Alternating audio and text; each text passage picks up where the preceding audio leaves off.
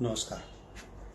आज आपला 25वा सुसंवादाचा कार्यक्रम आहे आणि पंडित जवाहरलाल नेहरू यांची 133वी जयंती आज भारतभर साजरी होत आहे. बालदिनाच्या आपणा सर्वांना शुभेच्छा. आणि त्याचबरोबर आज महाराष्ट्रातून प्रवास करत असलेली कन्याकुमारी टू काश्मीर ही जी भारत जोडो यात्रा आहे त्या यात्रेला आपल्या सुसंवाद परिवारातर्फे अनेक अनेक मनपूर्वक शुभेच्छा. सत्यमेव जयते हे आपल्या भारताचं ब्रीद आहे आणि सत्य, प्रेम, अहिंसा, समन्वय, सहिष्णुता, स्वातंत्र्य, बंधुता, एकता यांचा रस्ता अडचणीचा, अवघड, अडथळ्यांचा असतो, परंतु शेवटी यश निश्चित आहे. सत्यमेव जयते आपण त्यालाच म्हणतो. एक हिंदी में म्हटलं जातं की प्यार के रास्ते पे चलना बहुत मुश्किल होता है. प्यार में स्व का कुछ हार के ही जीत हासिल की जाती है. आणि या अशा प्रेमाच्या मार्गावरती, समन्वयाच्या मार्गावरती, सहिष्णुतेच्या मार्गावरती चालत चालत स्वतःचं स्वत्व हरवणारे श्रीकृष्ण, बुद्ध, महावीर, अशोक, कबीर, गांधी, जवाहरलाल अशी कित्येक माणसं आहेत की जी पराभूत सदाचाराची आपल्या देशातली प्रतीक आहेत. आपल्या देशामध्ये ज्या पदयात्रा चालू आहेत त्या गौतम बुद्धांपासून महात्मा गांधीची दांडी यात्रा असेल, विनोबा भावे, बाबा आमटे, चंद्रशेखर यांच्या पदयात्रांमधून आपल्या भारताची जडणघडण घडत आलेली आहे. पंडित नेहरूंचे एक मित्र हरिवंशराय बच्चन त्यांनी एक कविता अडचणीच्या वेळेला कसं वागलं पाहिजे याच्यावर ते सुंदर लिहिलेली आहे. कोशिश करने वालों की हार नहीं होती, लहरों से डरकर नौका पार नहीं होती, नन्ही चिंटी जब दाना लेकर चढ़ती है, चढ़ती दीवारों पर 100 बार फिसलती है, मन का विश्वास रगों में साहस भरता है, चढ़कर गिरना गिरकर चढ़ना ना अखरता है, आखिर उसकी मेहनत बेकार नहीं होती, कोशिश करने वालों की हार नहीं होती. डुबकिया सिंधु में गोताखोर लगाता है, जा जाकर खाली हाथ लौट आता है, मिलते नहीं सहज ही मोती गहरे पानी में, बढ़ता दुगना उत्साह इसी हैरानी में, मुट्ठी उसकी खाली हर बार नहीं होती, कोशिश करने वालों की हार नहीं होती. असफलता एक चुनौती है, इसे स्वीकार करो, क्या कमी रह गई देखो और सुधार करो, जब तक न सफल हो नींद चैन से त्यागो तुम, संघर्ष का मैदान छोड़कर मत भागो तुम, कुछ किए बिना ही जय जयकार नहीं होती, कोशिश करने वालों की हार नहीं होती, कोशिश करने वालों की हार नहीं होती. सतत प्रयत्नशील राहिलं पाहिजे. समन्वयाचा रास्ता अतिशय कठीण असतो आणि म्हणूनच आपल्याला सतत प्रयत्न करत राहणं, म्हणजे आपण जसं म्हणतो एखाद्या स्विमिंग टँकमध्ये तुम्हाला एका जागेवरती स्थिर राहायचं असेल तर तुम्ही स्थिर राहू शकता, पण नदीच्या बहते पाणी जे असतं त्या उफाळत्या पाण्यामध्ये जरी तुम्हाला स्थिर राहायचं असलं तरी हातपाय हलवावे लागतात. तसं आपल्या देशामध्ये जी संस्कृती आहे ती टिकवून ठेवण्यासाठी आपल्याला सतत हालचाल करावी लागेल. हा संदेश देणारे पंडित नेहरू आहेत, त्यांच्याबद्दल आज आपण बोलणार आहोत. पहिल्यांदा आपण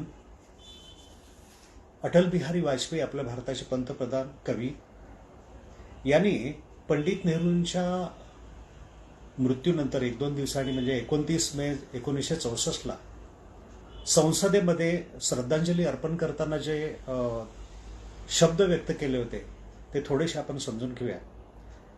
एक सपना था जो अधूरा रह गया, एक गीत था जो गूंगा हो गया, एक लव थी जो अनंत में विलीन हो गई, सपना था एक ऐसे संसार का जो भय और मुख से रहित होगा, गीत था एक ऐसे महाकाव्य का जिसमें गीता की गूंज और गुलाब की गंध थी, लौ थी एक ऐसे दीपक की जो रात भर जलता रहा, हर अंधेरे से लड़ता रहा और हमें रास्ता दिखाकर एक प्रभात में निर्वाण को प्राप्त हो गया. भारत माता आज शोकमग्ना है, उसका सबसे लाडला राजकुमार खो गया, मानवता आज खिन्न मन्ना है, उसका पुजारी सो गया, शांति आज अशांत है, उसका रक्षक चला गया, दलितों का सहारा छूट गया, जन जन की आंख का तारा टूट गया, यौनी का पात हो गया, विश्व के रंगमंच का प्रमुख अभिनेता अपना अंतिम अभिनय दिखाकर अंतर्धान हो. महर्षि वाल्मीकि ने रामायण में भगवान राम के संबंध में कहा है कि वे असंभवों के समन्वय थे. पंडित जी के जीवन में महाकवि के उसी कथन की एक झलक दिखाई देती है। वह शांति के पुजारी किंतु क्रांति के अग्रदूत थे। वे अहिंसा के उपासक थे किंतु स्वाधीनता और सम्मान की रक्षा के लिए हर हथियार से लड़ने के हिमायती थे।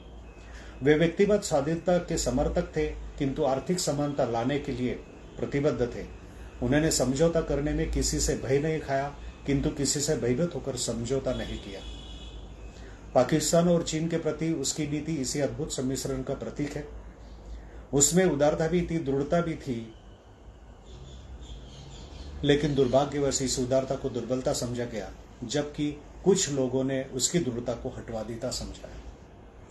मुझे याद है चीनी आक्रमण के दिनों में जब हमारे पश्चिमी मित्र इस बात का प्रयत्न कर रहे थे कि हम कश्मीर के प्रश्न पर पाकिस्तान से कोई समझौता कर ले, तब एक दिन मैंने उन्हें बड़ा क्रुद्ध पाया। जब उनसे कहा गया कि कश्मीर के प्रश्न पर समझौता नहीं होगा तो हमें 2 मोर्चों पर लड़ना पड़ेगा, तो बिगड़ गए और कहने लगे कि अगर आवश्यकता पड़ेगी तो हम दोनों मोर्चों पर लड़ेंगे। किसी दबाव में आकर वे बातचीत करने के खिलाफ थे।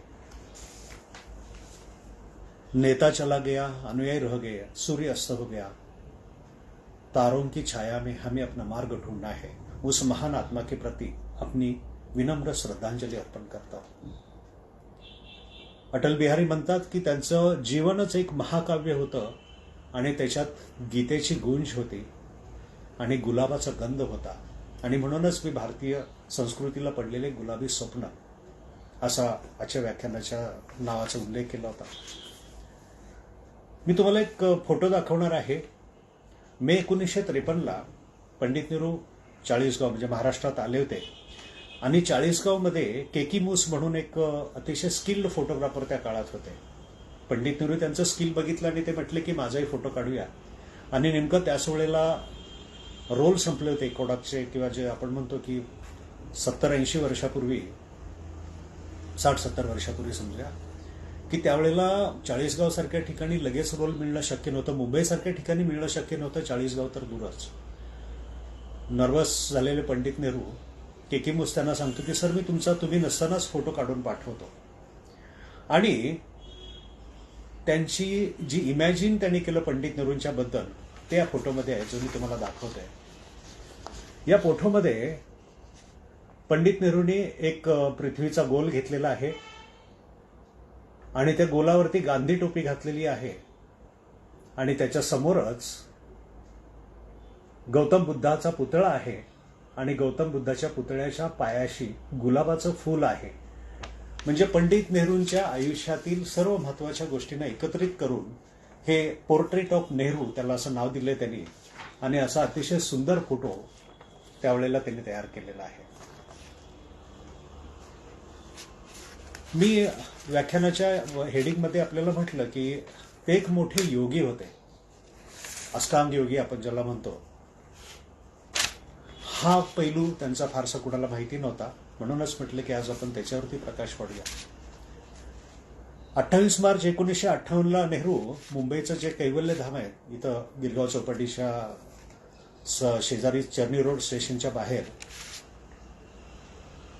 आणि तिथं जे कैवल्यधाम योगिक सेंटर आहे त्या सेंटरला भेट दिली होती आणि तिथं व्याख्यानात ते म्हणतात कि 30 साल पहले मैं पूना के पास लोनावाला के सेंटर के मातृ संस्थान कैवल्यधाम योग सेंटर में अपने पिता के साथ आया था। इस सेंटर का मुआयना करते वक्त मुझे यह जानकर बहुत खुशी हुई कि यह संस्थान योग के क्षेत्र में वैज्ञानिक शोध कर रहा है। योग निश्चित तौर पर एक पद्धति पर आधारित तंत्र है। यह कोई ऐसी चीज नहीं है जिसे जड़ता की तरह स्वीकार किया था। अगर हमें इसे समझना है तो वैज्ञानिक पद्धति से इस तक पहुंचना होगा। मैं इस बात से सहमत हूं कि योग पद्धति तब तक तरक्की नहीं कर पाएगी जब तक कि उसे आधुनिक विज्ञान की रोशनी में जांचा परखा न जाए। एक जमाने में भारत के बहुत लोगों ने बहुत सारे क्षेत्रों में महान प्रगति की थी। हमारे जिन पुरखों ने आयुर्वेदिक और यूनानी चिकित्सा पद्धति विकसित की, उनके हिस्से में महान वैज्ञानिक उपलब्धि का श्रेय जाता है। लेकिन इन महान विचारकों और वैज्ञानिकों की उपलब्धियां और भारत तक सीमित नहीं रही, उन्होंने दूसरे मुल्कों के लोगों के साथ इन्हें साझा किया। इसी तरह भारतीय विज्ञानिकों और वैज्ञानिकों ने दूसरे देशों के लोगों से भी बहुत सी चीजें ग्रहण कर ली जो दूसरे लोगों के अन्य क्षेत्रों में हासिल की थी। इस तरह से ज्ञान का आदान प्रदान तक्षशिला जैसे महान ज्ञान के महान केंद्रों में संभव हुआ। योग को सिर्फ भारतीय कह देना गलत बात है। ज्ञान देश की सरहदों तक सिमटा नहीं रहता। इसी तरह यह कहना फालतू भी है कि भारतीय चिकित्सा पद्धति या पश्चिमी मेडिकल साइंस, क्या कभी अमेरिकन केमिस्ट्री, रूसी फिजिक्स होता है? हमें गर्व के साथ इस चीज को स्वीकार करना चाहिए जिसे हमारे पुरखों ने विकसित किया, लेकिन यह काम आधुनिक विज्ञान में हुई तरक्की की रोशनी में किया जाना चाहिए। हम तभी तरक्की कर पाएंगे अगर हम इसी तरह की वैज्ञानिक अप्रोच को स्वीकार करें। छोटे संस्थान जब बड़े और मालदार हो जाते हैं तो वह अपनी आत्मा को खोने लगते हैं, उनके संस्थानीकरण हो जाता है। हालांकि मैं उम्मीद करता हूं कि ऐसा ही सिविक सेंटर के साथ नहीं होता। 19 मार्च 1958 सर पॉल ड्यूक्स म्हणून एक इंग्लंडचे लेखक आहेत, त्यांनी तो yoga of health youth and joy म्हणजे अशी एक कंपनी किंवा एक ग्रंथ लिहिलाय, the yoga of health youth and joy आणि yoga for the western world हा किताब त्यांना प्राप्त झाला होता। पंडित नेहरूंनी कॉपी मिळाल्यानंतर त्यांना पत्र लिहिलंय आणि त्या पत्रात ते म्हणतात की मैं लंबे समय से योग पद्धति के फिजिकल कल्चर में रुचि रखता हूं। कुछ हद तक मैं योगाभ्यास भी करता रहा हूं और मुझे इससे बहुत फायदा हुआ है। मैं इस बात से सहमत हूं कि यह एक मूल्यवान पद्धति है। शुरुआती तौर पर यह शरीर के लिए है, लेकिन यह सिर्फ पहला चरण है। इसका दूसरा चरण मस्तिष्क की ट्रेनिंग का है और मैं समझता हूं कि तीसरा चरण चेतना है, उसे आप जो भी कहे वहां तक जाता है। म्हणजे तर पंडित नेहरू योग या विद्येचे 3 भाग पाडतात। एक शरीराशी संबंधित, त्याच्यानंतर दुसरा पडावा आहे तो मस्तिष्क मेंदूशी संबंधित आणि तिसरं चेतना, तुमचा अहम आत्मा याच्याशी संबंधित अशा पद्धतीचं डीप नॉलेज त्यांनी इथं शेअर केलेलं आहे। मैं इस विषय का अधिकारी व्यक्ति नहीं हूं, लेकिन जितना भी मैं इसे जानता हूं उसने मुझे प्रभावित किया है और मुझे लगता है कि यह बहुत अच्छा होगा कि बहुत सारे लोग इस ट्रेनिंग से फायदा उठाए। मेरे हिसाब से यह बहुत ही वैज्ञानिक ट्रेनिंग है। यह न सिर्फ एक स्वस्थ और प्रसन्न शरीर का निर्माण करती है, बल्कि एक ऐसा दिमाग भी विकसित करती है जो ठंडा और संतुलित होता है, जो विचारों के थपड़ों से बहक नहीं जाता है। 3 October 58 Columbia Broadcasting System CBS चे ब्रॉडकास्टचे जर्नलिस्ट प्रमुख आहेत एडवर्ड आर मुरो यांनी जगातले काही नेत्यांना एकत्र केले आणि त्यावेळेचं फिल्म, रेडिओ, टेलिव्हिजन अशा 3 माध्यमातून रेकॉर्डिंग केलेलं आहे आणि 12 ऑक्टोबर 1958 स्मॉल वर्ल्ड या नावाने तो प्रोग्राम जगभर प्रकाशित केलेला आहे। त्याच्यामध्ये भारतातून जवाहरलाल नेहरू आहेत, अमेरिकेच्या पोर्टलँडमधून थॉमस ई डेवे आहेत। थॉमस ई डेवे म्हणजे 1943-55 दरम्यान अमेरिकेच्या न्यूयॉर्क स्टेटचे ते गव्हर्नर आहेत। 44 ते 48 44 आणि 48 दोन्ही इलेक्शनमध्ये ते रिपब्लिकन पार्टीचे राष्ट्रपती पदाचे उमेदवार पण होते।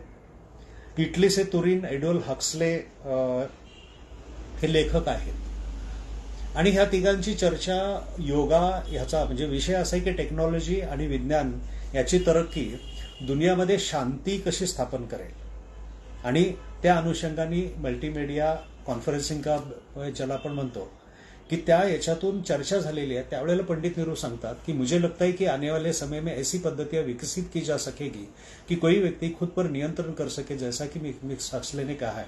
म्हणजे हक्सलेनी योगासनावरती आणि योगाच्या महत्वावरती सांगितलेलं आहे आणि अशा पद्धतीनं त्यांनी योगासनावरती बोलत असताना तुम्हाला आता पंडित नेहरूंचा भी दुसरा फोटो दाखवतो। वयाच्या 70 मध्ये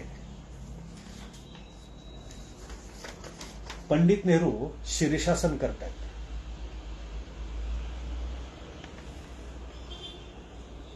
वयाच्या 70 मध्ये 1958 हा फोटो आहे, 58-59 फोटो आहे आणि त्यावेळेला शीर्षासन करणं विदाउट कुठलाही आधार न घेता आपण योगासन करणाऱ्यांना माहिती आहे। त्यांचा जो ग्रंथ आहे भारताचा शोध डिस्कव्हरी ऑफ इंडिया याच्यामध्ये त्यांनी सगळ्याच गोष्टीवरती बोललेलं आहे। त्याच्यात योगासनावरती ते काय म्हणतात ते आपण बघूया। योग हा शब्द आता युरोप अमेरिकेत माहीत झालाय, परंतु त्याचा अर्थ फारसा कुणाला कळत नाही।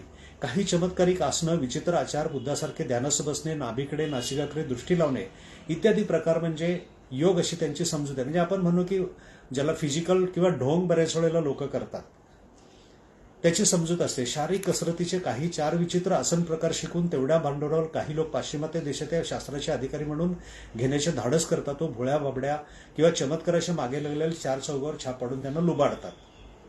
हिस्ट्री आहे, मी फारसं काही बोलायची गरज नाही।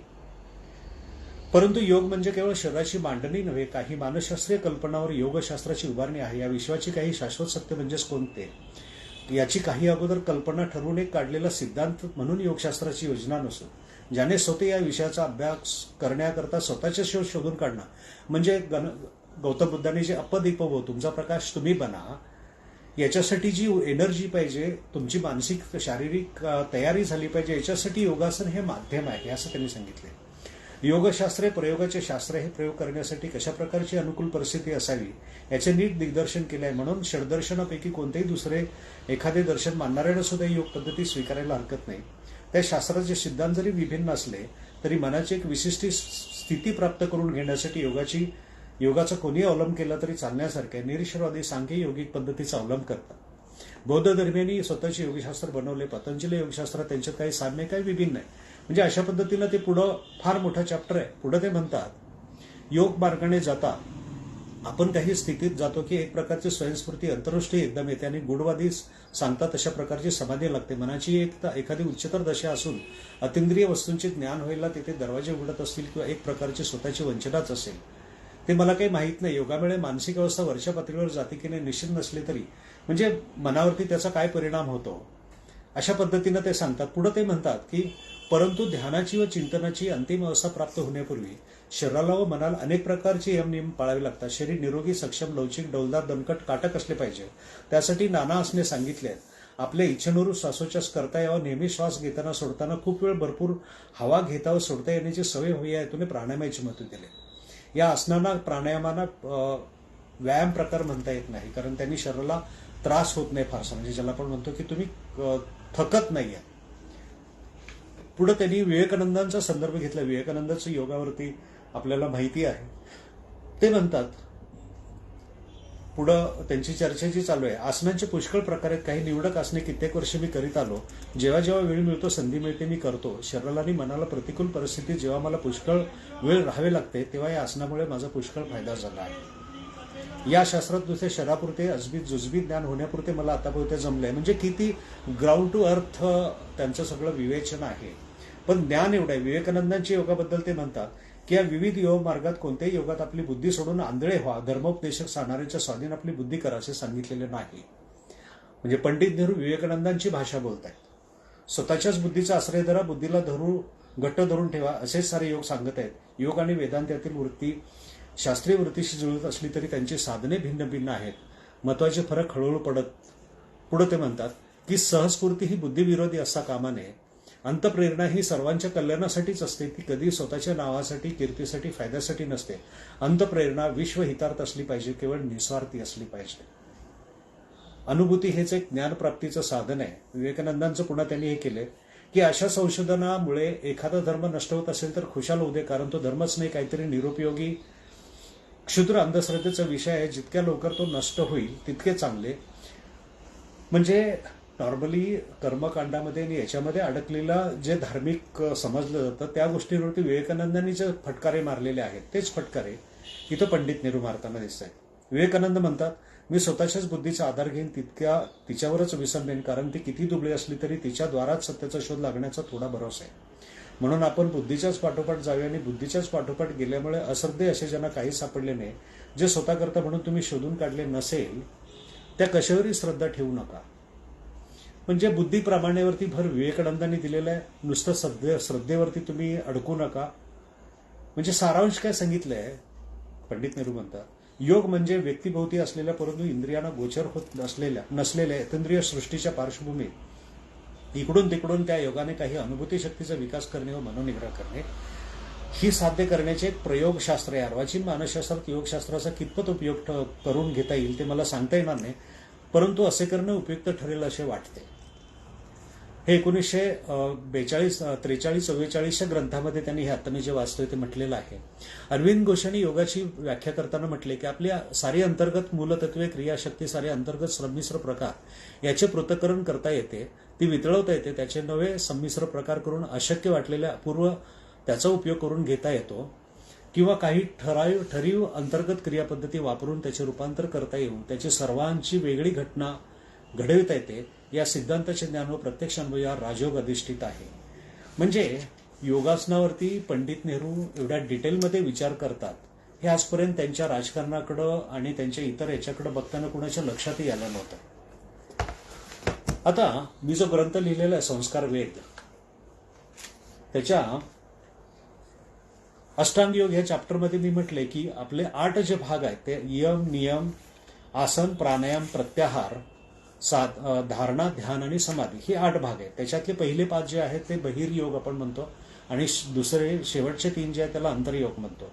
आता पहिला यम जो आहे, यम म्हणजे तुम्ही समाजात वावरताना स्वतःशी कसं वागलं पाहिजे, आणि नियम म्हणजे तुम्ही समाजात वावरताना स्वतः समाजाशी कसं वागलं पाहिजे, त्याला यम म्हटलंय.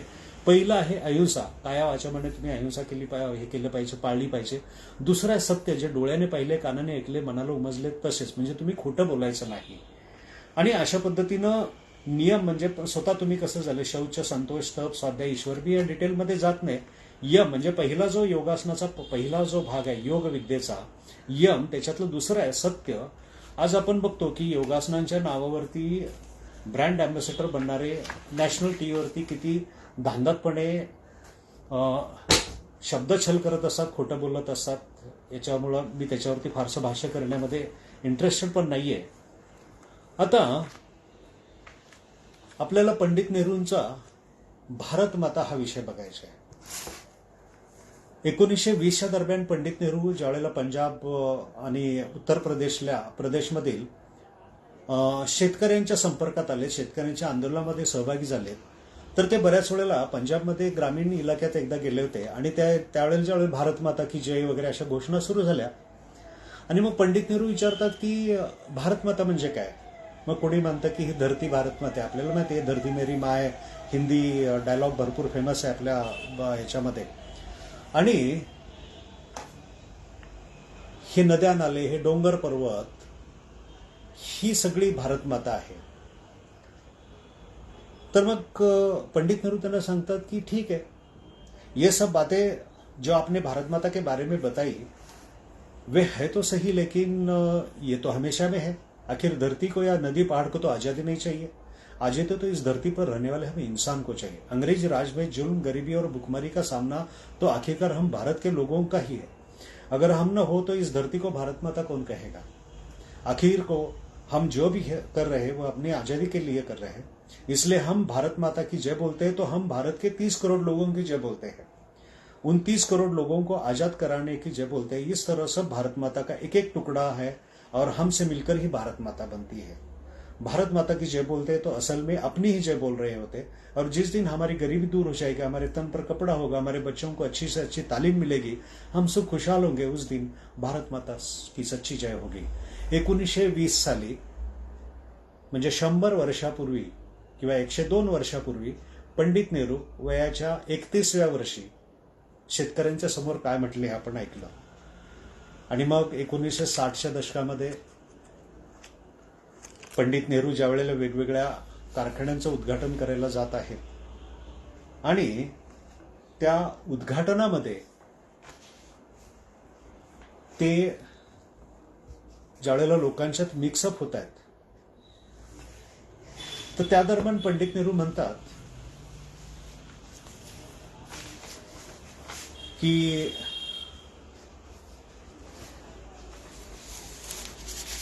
एक फोटो मी तुम्हाला परत आणखीन एकदा दाखवते. पंडित नेहरू एका कामगार महिलेच्या हस्ते दामोदर नदीवरती असणाऱ्या धरणाचं उद्घाटन करतायत आणि आपल्या देशाला अर्पण करतायत. तर पंडित नेहरूंची भारत माता त्यांनी अतिशय स्पष्ट भाषेत सांगितलेलं आहे. त्यांचं ज्याला आपण हे म्हणतो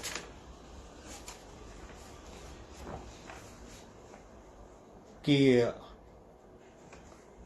आपल्या देशाला मानवी आकार देण्याच्या वृत्तीला रोखणे कसे शक्य होत नाही, ही गोष्ट जिज्ञासा चालवणारी आहे. सवय आणि सुरुवातीच्या संस्कारांची शक्ती अशीच असते. भारत ही भारत माता झाली ती एक सुंदर स्त्री, खूपच वृद्ध परंतु चिरतरुण स्वरूपाची, डोळ्यात दुःखी भाव असलेली, परके आणि बाहेरून आलेल्या लोकांकडून क्रूरपणे वागणूक देण्यात आलेली आणि तिच्या मुलांना तिचे संरक्षण करण्याचे आवाहन करणारी स्त्री झाली आहे. अशा प्रकारच्या चित्रातून हजारो लोकांच्या मनात भावनांचा उद्रेक निर्माण होता आणि त्यांना कृतीप्रणव बनवतो, त्याग करायला लावतो. आणि तरी भारत हा प्रामुख्याने दिसायला, म्हणजे त्यांनी सांगितले की भारत माताचं प्रतीक बघितलं की तिच्याबद्दल प्रेम उत्पन्न होणं आणि देशासाठी प्राण अर्पण करण्याची इच्छा मनात निर्माण होणं, ह्या गोष्टी अपेक्षित असतातच. आणि तरी भारत हा प्रामुख्याने दिसायला सुंदर नसलेल्या शेतकऱ्यांचा, कामगारांचा देश आहे. कारण गरिबी कधीच सुंदर नसते. आपल्या कल्पनांमधील सुंदर स्त्री ही शेतामधील उघड्या शहरांच्या आणि फॅक्टरीमधील पाठी वाकलेल्या कामगारांचे प्रतिनिधित्व करते का? की युगानुयुगे सर्वसामान्यांना चिरडणाऱ्या आणि त्याचा छळ करणाऱ्या, त्यांच्यावर क्रूर चालीरीती लादणाऱ्या आणि त्यांच्यापैकी अनेकांना अगदी अस्पृश्य बनवणाऱ्या मुठभर लोकांचे ती प्रतिनिधित्व करते. आपल्या कल्पना सृष्टीच्या साहाय्याने आपण सत्याचा शोध घेण्याचा प्रयत्न करतो आणि सत्यापासून सुटका करून घेऊन स्वप्नांच्या जगात राहण्यासाठी परिश्रम करतो. त्यांनी म्हटले की ही भारतमाता जी एवढी सुंदर देखणी दिसते, ती आपल्या गरीब जनतेचं प्रतिनिधित्व करते की त्या गरिबांना,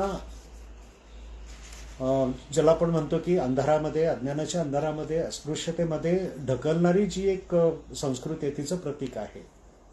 आता बेसिकली आपल्या देशामध्ये सिंधू संस्कृती, वैदिक संस्कृतीमध्ये भारत हा शब्द पूर्वी वापरला नव्हता आपल्या देशाचा उल्लेख करताना.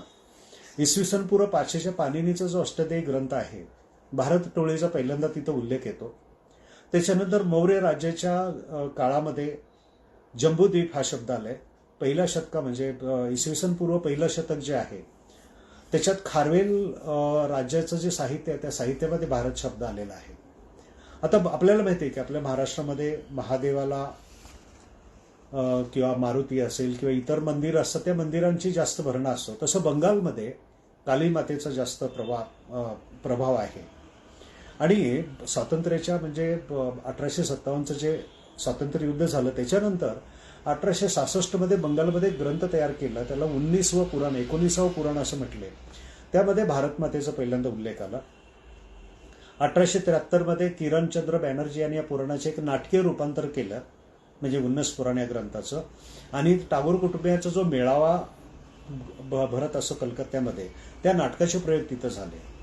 आणि 1880ला बंडोपाध्यायांची जी आनंदमठ कादंबरी आहे आणि त्याच्यामध्ये भारत माता ही बेसिकली पहिल्यांदा वंग माता म्हणून किंवा बंगमाता, बंगालची माता म्हणून आलेली आहे. 1905ला जेव्हा बंगालची फाळणी लॉर्ड कर्झननी करायचा प्रयत्न केला, त्यावेळेला अभिंद्रनाथ टागोर यांनी भारत मातेचे एक चित्र तयार केले. पण ते चित्र असं होतं की दागिनेशिवाय अतिशय साधी स्त्री, म्हणजे नाजूक शरीराची किंवा अशक्त शरीराची, 4 हातांची, ग्रंथ, भाताची लोंबी, जप माळा, पांढरे वस्त्र, अशा पद्धतीचं तिचं पहिलं चित्र तयार झालं. आणि त्या चित्रापुढे नंतर जशी ती वंगमाता, बंगाल माता ही भारत माता होण्यासाठी यायला लागली, त्यावेळेला भगवा कपडं, त्याच्यानंतर हातामध्ये आणखीन आयुध, सिंहवाहिनी, हा आपल्या भारत मातेचा प्रवास आहे. आणि पंडित नेहरू म्हणतात की भारत माता गरिबांचं प्रतीक आहे, गरिबांना रिप्रेझेंट करते, की एक्सप्लॉयटर्सना हे करते. आता त्यांनी 1 नोव्हेंबर 1952ला हरिजन संमेलनाच्या उद्घाटनाप्रसंगी परत भारत मातेचा हा उल्लेख केला की भारत माता कोण आहे, कशी आहे. आणि मग ते सांगतात की फक्त भारत माता जे म्हणून उपयोग नाही, आपण सगळ्यांनी कष्टाला, श्रमाला प्रतिष्ठा दिली पाहिजे. आणि त्या प्रतिष्ठेमध्ये त्यांनी सांगितले की क्रांती जुन्या राजवटीला दूर करू शकते, पण राष्ट्राला रातोरात श्रीमंत बनवू शकत नाही. आणि श्रीमंत बनण्यासाठी प्रत्येकाने कष्ट केलं पाहिजे, प्रत्येक नागरिकाचं ते कर्तव्य आहे. अमेरिकन लोकांनी समाजाची प्रतिष्ठा ओळखली आहे. अगदी श्रीमंतांची मुलंही शिकत असताना पैसा कमवतात आणि इतरांच्या पैशावर लागतात. आपल्या देशातली मानसिकता ते सांगतात. सध्या आपण शारीरिक श्रमाकडे तुच्छतेने पाहतो आणि आपल्या सध्याच्या दैनीला हीच प्रवृत्ती कारणीभूत आहे. आपल्या देशात 2 प्रकारचे बेरोजगारी आहेत. पहिल्या प्रकारच्या लोकांना काम मिळत नाही आणि दुसऱ्या प्रकारच्या लोकांना काम करण्याची इच्छा नाही. अलीकडे मी आसामच्या दौऱ्यावर होतो, मला एक तरुणी भेटली, तिच्या डोक्यावर सरपण होतं. मी थांबलो, तिच्याशी बोललो, मला आश्चर्य वाटलं. ती असली की ती इंग्रजीमधून माझ्याशी बोलत होती. तिचं शिक्षण इंग्लंडमध्ये झालं होतं, पण भारत पाकिस्तानच्या फाणीमध्ये सर्वस्व सोडून पालक इथं आले होते, पण ती बिचकली नाही आणि तिनं स्वकष्टावरती काम करायला सुरुवात केली. याच व्याख्यानात पुढे मी पंडित नेहरू म्हणतात की आता मी एका महत्वाच्या सामाजिक समस्येकडे वळतो. हरिजनांना युगानुयुगे दडपण्यात आले होते, ही गोष्ट नाकारता येणार नाही. काही क्रूर प्रथा निर्माण झाल्या आणि फक्त कायदा करून त्याचे निर्मूलन करता येणार नाही. तरीही सध्याच्या जागतिक परिस्थितीमुळे या मूलभूत परिस्थितीत थोड्याफार दिवसातच बदल घडून येईल याची मला खात्री वाटते. आपल्याला राष्ट्र म्हणून उत्कर्ष करून घ्यायचा असेल तर आपल्याला दर्जेदारपणा आणि क्षमतेवर भर द्यावाच लागेल. फक्त सक्षम असलेल्याच सरकारी नोकऱ्या दिल्या जातील वगैरे, म्हणजे हा पुढचा मोठा व्याख्यान आहे. शेवटी ते म्हणतात, फक्त विद्यापीठाची पदवी असणे साक्षरता सिद्ध करण्याची कसोटी नाही. प्रत्येक मुलामुलीला समान संधी मिळाली पाहिजे. आज आपल्यावर असलेली सगळ्यात मोठी जबाबदारी, आपली लहान मुले अर्धनग्न अवस्थेत अर्धपोटी वनवन फिरताना दिसतात, त्यावेळी माझे अंतःकरण पिळवटून निघते. त्यांना योग्य आहार, वस्त्रे पुरवणे हे आपले कर्तव्य. आपल्या हजारो वर्षाचा भूतकाळाने इतिहास उज्ज्वल होता, पण आपल्या संस्कृतीत काही दुष्ट अनिष्ट गोष्टी होत्या. जाती व्यवस्थाही त्यापैकी एक. अतिशय अनिष्ट प्रथा आहे. आपल्या भूतकाळापासून धडे घेऊन आपल्याला नवीन उंचीपर्यंत आपली प्रगती करून घ्यावी लागेल. म्हणजे पंडित नेहरूंनी भारत माता ही कोण आहे, कशी आहे, हे समजावून सांगण्याचा प्रयत्न केलेला आहे. आता त्याच्यानंतर आणखीन एक अतिशय महत्वाचा विषय आहे. गोवधबंदी आपल्यावरती आता कायदा झालेला आहे, त्याच्या संदर्भात मी मागच्या व्याख्यानात पण बोललो होतो. पण 31-32 वर्षाचे पंडित नेहरू 1921 साली काय म्हणत होते ते आता आपण समजून घेऊया. तर झाशीमध्ये एक बुंदेलखंड संमेलन आयोजित केलेलं आहे. तारीख आहे 13 जून 1921. आणि त्या कार्यक्रमाचे अध्यक्ष आहेत जगन्नाथपुरीचे शंकराचार्य. आणि 32 वर्षाचे पंडित नेहरू तिथं पाहुणे म्हणून गेलेले, वक्ते म्हणून गेलेले आहेत. आणि त्यांनी सांगितलं, त्यांनी जे व्याख्यान दिले, मोठं व्याख्यान आहे, त्यातला थोडासा भाग मी आपल्यासाठी हे करतोय, की दूसरी चीज हमारे दिमाग में परेशान की हुई है कि एक पुराना सवाल है, इसका वास्ता गोक्षी से है. हम जानते हैं कि हिंदू और मुसलमान इस सवाल को लेकर कई वर्षों से लड़ते हैं. अब हम अपनी जाने गवा देते हैं. आपको पता ही नहीं हिंदू के लिए गाय पवित्र और पूज्य पशु है. कोई गाय काटी जाती है तो कितना बुरा लगता है. आणि मग ते म्हणतात की आता ही गाय कापण्याची, त्याचा बळी देण्याची किंवा हे करण्यासाठीची प्रथा आहे, तर त्याला उपाय काय आहे. तर ते म्हणतात की जर समजा तुम्ही लाठ्याकाठ्या घेऊन दमदाटी करून जर एखाद्या गाय कापणाऱ्या दलित किंवा मुस्लिम व्यक्तीला जर तुम्ही हे करायला गेला, तो जर स्वाभिमानी असेल तर तो काय म्हणेल, ये मुझे बुजदिल समझते हैं, मैं इनके आगे झुकूंगा नहीं और बेशक कुर्बानी करेगा, म्हणजे गाय मारेल. इस तरीके से गोक्षी बंद करना गैर मुमकिन ही है. ऐसी गोहत्या नरहत्या में बन जाएगी. हिंदू मुसलमानों को मारेंगे. हे किती साली त्यांनी 2021 साली सांगितलंय. 1921 साली, 2021 साली काय अवस्था आहे. 100 वर्षापूर्वीची ही प्रेडिक्शन्स आहेत. इसका सिर्फ एक ही हल है. इस काम को हिंदू और मुसलमान मिलजुल कर प्रयत्न करने से ही कर सकते. हिंदुओं को यह बात मुसलमानों पर छोड़ देनी चाहिए और उनसे दोस्ताना तौर पर कहना चाहिए, भाइयों गोक्षी से हमें तकलीफ होती है, तो आप जानते हैं कि हम गाय को कितना ज्यादा प्यार करते हैं. यकीन है की आपका कहना माना जाएगा. त्यांनी पुढे उदाहरण दिले. त्याच्या अगोदर ते सांगतात की आपण खिलाफत चळवळीमध्ये मुस्लिमांच्या पाठीशी उभं राहिलं पाहिजे. मुसलमानांनी गो हत्या बंद केल्यानंतर आपण पाठिंबा देऊ असं न करता आपण पहिल्यांदा पाठिंबा देऊ, त्याच्यानंतर पुढे हे करू. पुढे ते म्हणतात, पिछले साल दिल्ली और बंबई में जहां हर साल हजारों गायें काटी जाती है, मुस्लिम नेताओं ने मुसलमानों को कुर्बानियां करने की सलाह दी. नतीजे हुआ कि दिल्ली में इस मौके पर जहां 10-12 हजार गायें कटती थी, पिछले साल 40-50 गायों की कुर्बानी होगी. ये 40 गायें भी सरकारी नौकरों ने, पुलिस के सिपाहियों और उनके दोस्तों ने की है. म्हणजे कुणी कापल्या तर हिंदू मुस्लिमांच्या मध्ये झगडे लावणारे जे इंग्रज आहेत, ते इंग्रजांनी त्यांच्या अधिकाऱ्यांना किंवा त्यांचे सरकारी नोकर जे आहेत त्यांना जबरदस्ती ते काय कापायला लावलेले की ज्याच्यामुळे तुमच्यामध्ये झगडा व्हावा. यह सिर्फ उन्होंने इसलिए किया कि हिंदुओं से कहा जा सके कि देखो मुसलमानों ने गोक्षी की और हिंदुओं से उसका दोस्ताना ताल्लुक नहीं रखना चाहिए. इस तरह मुंबई में पहले से मुकाबले बहुत कम गाय काटी गई, वह भी सिर्फ सरकारी दरबाव के. ते म्हणतात की तुम्ही मैत्रीपूर्ण गेला तर तुम्ही मुसलमानांना उसकवलं नाही पाहिजे. मैं भी हिंदू हूं और गोवध को पसंद नहीं करता. मैं तो चाहता हूं कि एक भी गाय न मारी जाए. गोवध को बंद करने का मुझे सिर्फ एक ही रास्ता दिखाई देता है और वह है सहयोग. मुझे उम्मीद है कि आप लोग यही करने की कोशिश करेंगे और यह सहयोग सिर्फ आपसी प्रेम और सद्भावना से हो सकता है. मैं आपसे जो कहना चाहता हूं वह यह है कि यह बहुत सा गोवध अंग्रेजी फौज की वजह से होता है. आप मुसलमानों से लड़ने को तैयार हो, उस पर लाठी लेकर टूट पड़ना चाहते हो. कि आपको यह नहीं मालूम कि अगर मुसलमान 10, 20, 50 या 100 गाय काटते तो यूरोपियन सिपाहियों के लिए लाखों गाय काटी जाती है. 50 गाय काटता है तो यूरोपियन सिपाहियों के लिए लाखों गाय काटी जाते हैं. की आपको याद नाहीये की मध्य प्रांत में क्या हुआ. मग त्यांनी तिथं किती युरोपियन सैनिकांसाठी गायींचा वध केला जातो हे त्यांनी सांगितले. आणि शेवटी ते म्हणतात कि सबसे पहले अंग्रेजी फौज के लिए लाखों गायों का कत्ल किया जाना रुकना चाहिए. हमें अंग्रेजी फौज से कुछ भी लेना देना नहीं है, जिसे हमारे सिर पर थोप दिया गया है और जो हमारा खून चूस रही है. ब्रिटिश फौज को अलग करने के बाद भी हम स्वराज मिलेगा. शेवटचा फार महत्वाचा पॅरेग्राफ आहे. ते म्हणतात, इसलिए मैं फिर अदब के साथ आपसे कहता हूं कि हमेशा मिलजुल कर रहिए. हिंदू और मुसलमानों में फूट डालने की कोशिश की जा रही है. पुलिस और सीआईडी के आदमी आपके पास तरह तरह के भेष करके आएंगे. हिंदुओं में पंडित और साधु के भेष में और मुसलमानों में मौलाना बनकर आएंगे और आप लोगों को झगड़े के लिए उकसाएंगे. मैं आपको बता देना चाहता हूं कि जो ऐसा काम करे और आप लोगों में फूट डाले और झगड़ा करवाए वह हिंदू या मुसलमान हिंदुओं का दुश्मन है और मुसलमानों का भी दुश्मन है और मुल्क का दुश्मन है. आप उसे अपने दुश्मन के खेमे का आदमी समझे. वह उनका भेजा हुआ है और इसलिए उसे निकालकर बाहर कर दिया जाना चाहिए. म्हणजे मौलाना आणि पंडित किंवा साधू याच्या वेशामधली माणसं येऊन तुम्हाला उस्कवत जातील आणि एकमेकांमध्ये भांडणं लावतील. हे पंडित नेहरूंनी 1921 साली सांगितलेलं आहे. आणि ते आपल्याला सतत आठवण करून देतात. 15 ऑगस्ट 1948 ला ते म्हणतात की जातीवाद, क्षेत्रवाद, फिरस्कीवाद, भाषावाद हे जे वेगवेगळे वाद आहेत वह बड़ा जहर है जिसने आकर हिंदुस्तान को तबाह किया. हिंदुस्तान के टुकड़े किए. हिंदुस्तान में फैला सांप्रदायिक का जहर, फिरके वाराना जहर, कम्युनलिज्म का जहर इस मुल्क में न बढ़ने दे.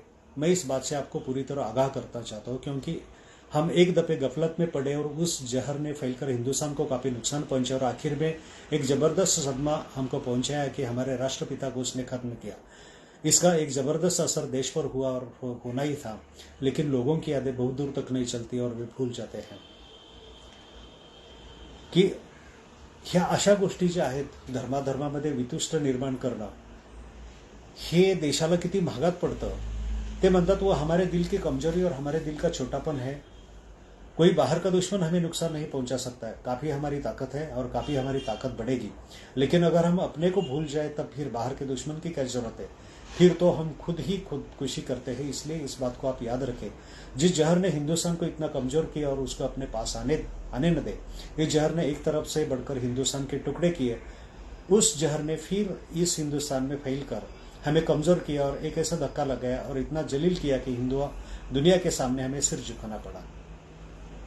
म्हणजे हिंदू मुस्लिम झगडा हा तुमच्यासाठी किती वाईट आहे. 15 अगस्त 54 ते म्हणतात, अगर कोई मजहब या धर्म वाला यह कहता है कि हिंदुस्तान पर उसी का हक है औरों का नहीं तो उससे हिंदुस्तान का संबंध नहीं. उसने हिंदुस्तान की राष्ट्रीयता कौमियता को समझा नहीं, हिंदुस्तान की आजादी को नहीं समझा, बल्कि वह हिंदुस्तान की आजादी के एक माने के दुश्मन हो जाता है.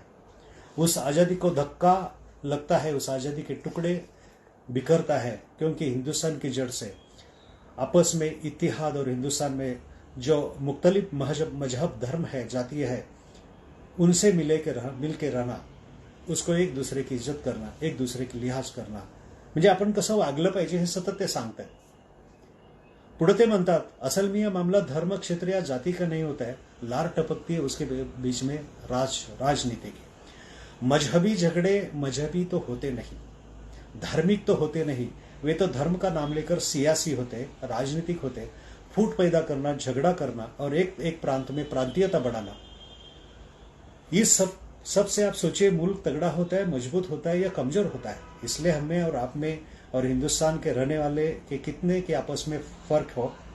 मुबारक हम में से और आप में का राय का फर्क, अलग अलग राय हो, अलग अलग रायों का इजहार हो. मैं चाहता हूं, मैं यही नहीं चाहता कि हिंदुस्तान के लोग आंखें बंद करके एक आवाज उठाए, एक ही बात करे, गोया कि उसके कोई दिमाग नहीं, दिल नहीं. हमें हक है कि अपनी अपनी आवाज उठाने का, लेकिन किसी हिंदुस्तानी को यह हक नहीं है कि वह एक ऐसी बुनियादी बातों के खिलाफ आवाज उठाए जो हिंदुस्तान की एकता को, हिंदुस्तान के इतिहास को कमजोर करे. क्योंकि अगर वह ऐसा करता है तो वह चाहे या न चाहे, वह समझे या न समझे, वह हिंदुस्तान और हिंदुस्तान की आजादी के खिलाफ गद्दारी करता है. इसलिए इन बुनियादी बातों को हमें समझना है क्योंकि जमाना नाजुक है और हम अपने मुल्क की मजबूती से कायम रहने, कायम नहीं रहे तो हम इस दुनिया में आगे तरक्की नहीं कर सकते. म्हणजे त्यांनी सतत सांगितलंय की हिंदू मुस्लिम झगडे किंवा जातीयवाद किंवा प्रांतवाद ह्या सगळ्या गोष्टी तुम्हाला सतत प्रॉब्लेम मध्ये आणणार आहेत आणि तुम्हाला वीक बनणार आहेत आणि देशामध्ये तुम्ही जगामध्ये तुम्ही अतिशय वीक राहणार आहात. मी मागच्या एका व्याख्यानामध्ये एका ग्रंथाचा उल्लेख केला होता. लेखक आहेत धर्मपाल आणि टी.एम. मुकुंदन आणि British origin of cow slaughter in India नावाचा हा ग्रंथ आहे. आणि त्या ग्रंथामध्ये ज्यावेळेला पहिल्यांदा दयानंद सरस्वतींनी पंजाब उत्तर भारतामध्ये गोरक्षणाचं आंदोलन सुरू केलं होतं आणि त्याच्यामध्ये मुस्लिम, पारशी, शीख हे सगळे लोक, सगळ्या जाती जमातीतले लोक त्या आंदोलनात सामील झाले होते. त्यावेळेला व्हिक्टोरिया राणीनं त्यावेळचे जे व्हाईसराय लॅन्सडाऊन त्यांना पत्र लिहिलेलं आहे. आणि त्यांना पत्र लिहून त्यांनी सांगितलेलं आहे की though the Mohammedans cow killing is made the pretext of the agitation, it is in fact directed against us who kill far more cows of for our army. मे राणी त्या पत्रामध्ये म्हणते की हा जरी वरवरती देखावा दिसत असेल मुसलमानांचे विरोधी आंदोलन आहे, तरी ऍक्च्युली हे आंदोलन आपल्या विरोधी आहे, ब्रिटिशांच्या विरोधी आहे. कारण आपण लाखो गाई सैनिकांसाठी मारत असतो. आणि आपल्याला माहिती आहे की दयानंद सरस्वतीने 1881 साली गोरक्षिणी सभा तयार केली होती आणि त्याच्यानंतर गोकर्ण निधी म्हणून 1881 साली हे केलं होतं आणि तिच्या माध्यमातून त्यांचं हे कार्य सुरू होतं आणि तेच कार्य हळूहळू वाढत पुढे चाललं होतं. आणि त्याच्यानंतर 1893-95च्या दरम्यान दुसरी एक लाट आली होती, 1545 असं वाढत वाढत त्याचं जे आजचं स्वरूप आपण बघतो त्या स्वरूपाकडे ते हळूहळू बदलत गेलं. आता पंडित नेहरूंचं जे मी म्हटलं होतं आपल्याला की ते एक प्रेमळ पिता होते. आपली मुलगी 7-8 वर्षाची आहे आणि मी जेलमध्ये आहे. माझी पत्नी आणि मुलीची आई म्हणजे इंदिरा गांधींची आई ती आजारी आहे. मुलगी एकटी असणार आहे आणि ते लक्षात घेऊन त्याने तुरुंगातून पहिल्यांदा जे 8 ते 9 वर्षाच्या ज्यावेळेला इंदिरा गांधी होत्या त्यावेळी जी पत्र त्यांनी इंदिरा गांधींसाठी लिहिलेली आहेत त्याला 30 पत्रांचा एक ग्रंथ आहे, letters from a father to his daughter. आणि ह्या 30 पत्रामध्ये जगाची निर्मिती कशी झाली, विश्वाची निर्मिती कशी झाली, अगदी थोडक्यामध्ये छोट्या छोट्या गोष्टींमध्ये त्यांनी त्यांना समजावून सांगायचा प्रयत्न केलेला इंदिरा गांधींना की हळूहळू जग कसं आहे ते तुला समजलं पाहिजे. आणि त्याच्यानंतर त्यांनी 3 ग्रंथाचे महत्वाचे म्हणजे ज्याला आपण म्हणतो की पंडित नेहरूंचं जे मूळ साहित्य आहे ते मूळ साहित्य आपल्याला समजून घ्यायचं झालं तर पहिलं जे आहे ते आता मी जे पुस्तक तुम्हाला दाखवलं ते letters from father to daughter, 30 letter. Indira Gandhi 8-10 वर्षाच्या, ते 150 पानांचं पुस्तक आहे आणि पहिली एडिशन त्याची 1929ला निघालेली आहे. दुसरा महत्वाचा ग्रंथ जो त्यांनी परत प्रसिद्ध केलेला आहे तो पण पत्रांचाच आहे. इंदिरा गांधींनाच पत्र लिहिले त्यांनी. त्याला नाव दिलं ग्लॅम्स ऑफ वर्ल्ड हिस्ट्री, म्हणजे वर्ल्ड हिस्ट्रीचा उजळता आढावा. जवळजवळ 196 पत्र आहेत. म्हणजे पहिलं पत्र त्यांनी 26 ऑक्टोबर 30ला लिहिले आणि नंतर कधी रोज एक पत्र, 2 दिवसाला एक पत्र, आठवड्याला एक पत्र, वेगवेगळ्या जेलमधून त्यांनी पत्र लिहिलेली आहेत. जवळजवळ 1192 म्हणजे 1200 पानांचा तो ग्रंथ आहे. 1934ला तो पब्लिश केला होता. आणि या ग्रंथामध्ये त्यांनी नॉर्मली जगामध्ये ज्या सगळ्या संस्कृती होऊन गेल्या, म्हणजे भारतीय संस्कृती असेल, म्हणजे भारतीय संस्कृती म्हणजे सिंधू संस्कृती, वैदिक संस्कृती, चीन संस्कृती आहे, पुढं ग्रीस आणि रोमन संस्कृतीच्या वेगवेगळ्या आहेत, मेसोपोटेमियन संस्कृती म्हणजे इराकची, पर्शियन म्हणजे इराणी संस्कृती, रशियन संस्कृती, जपानी संस्कृती, अमेरिकेचा माया ज्याला संस्कृती म्हणतो, अरब मंगोलियन, त्याच्यानंतर अमेरिकन राजक्रांती, फ्रेंच राजक्रांती, रशियन राजक्रांती, अशा राजक्रांत्या, अशोक, अकबर, नेपोलियन या सम्राटांची माहिती, Darwin, Karl Marx, Germany, Italy, Egypt, Israel, Palestine, Iraq, Afghanistan, Mahatma Gandhi, Hitler, Muslim, पहिलं महायुद्ध वगैरे. म्हणजे जेवढे महत्वाचे विषय त्यावेळेला एका मुलीला एक नागरिक म्हणून बनण्यासाठी, म्हणजे पहिली पत्र त्यांची सेंट्रल प्रिझम नेव्हीमधून आहेत, दुसरी ते SS क्रोकोविया अरेबियन सीमध्ये एका बोटीवरून चाललेल्या त्या बोर्डवरून आहेत, नंतर बरेलीचा जो जेल आहे डिस्ट्रिक्ट सेंट्रल जेल तिथून काही पत्र त्यांनी भरपूर लिहिलेली आहेत. नंतर डेहराडूनचा जो डिस्ट्रिक्ट जेल आहे तिथून पत्र लिहिलेली आहेत. आणि त्याच्यामध्ये क्रुसेड्स, माया, सिव्हिलायझेशन, मोगल एम्पायर, सीख, मराठा, शिवाजी महाराज, औरंगजेब, जगाचा सर्वे, इटाली, जर्मनी, म्हणजे त्या 196 आणि अगोदरच्या 30 पत्रामध्ये एकूण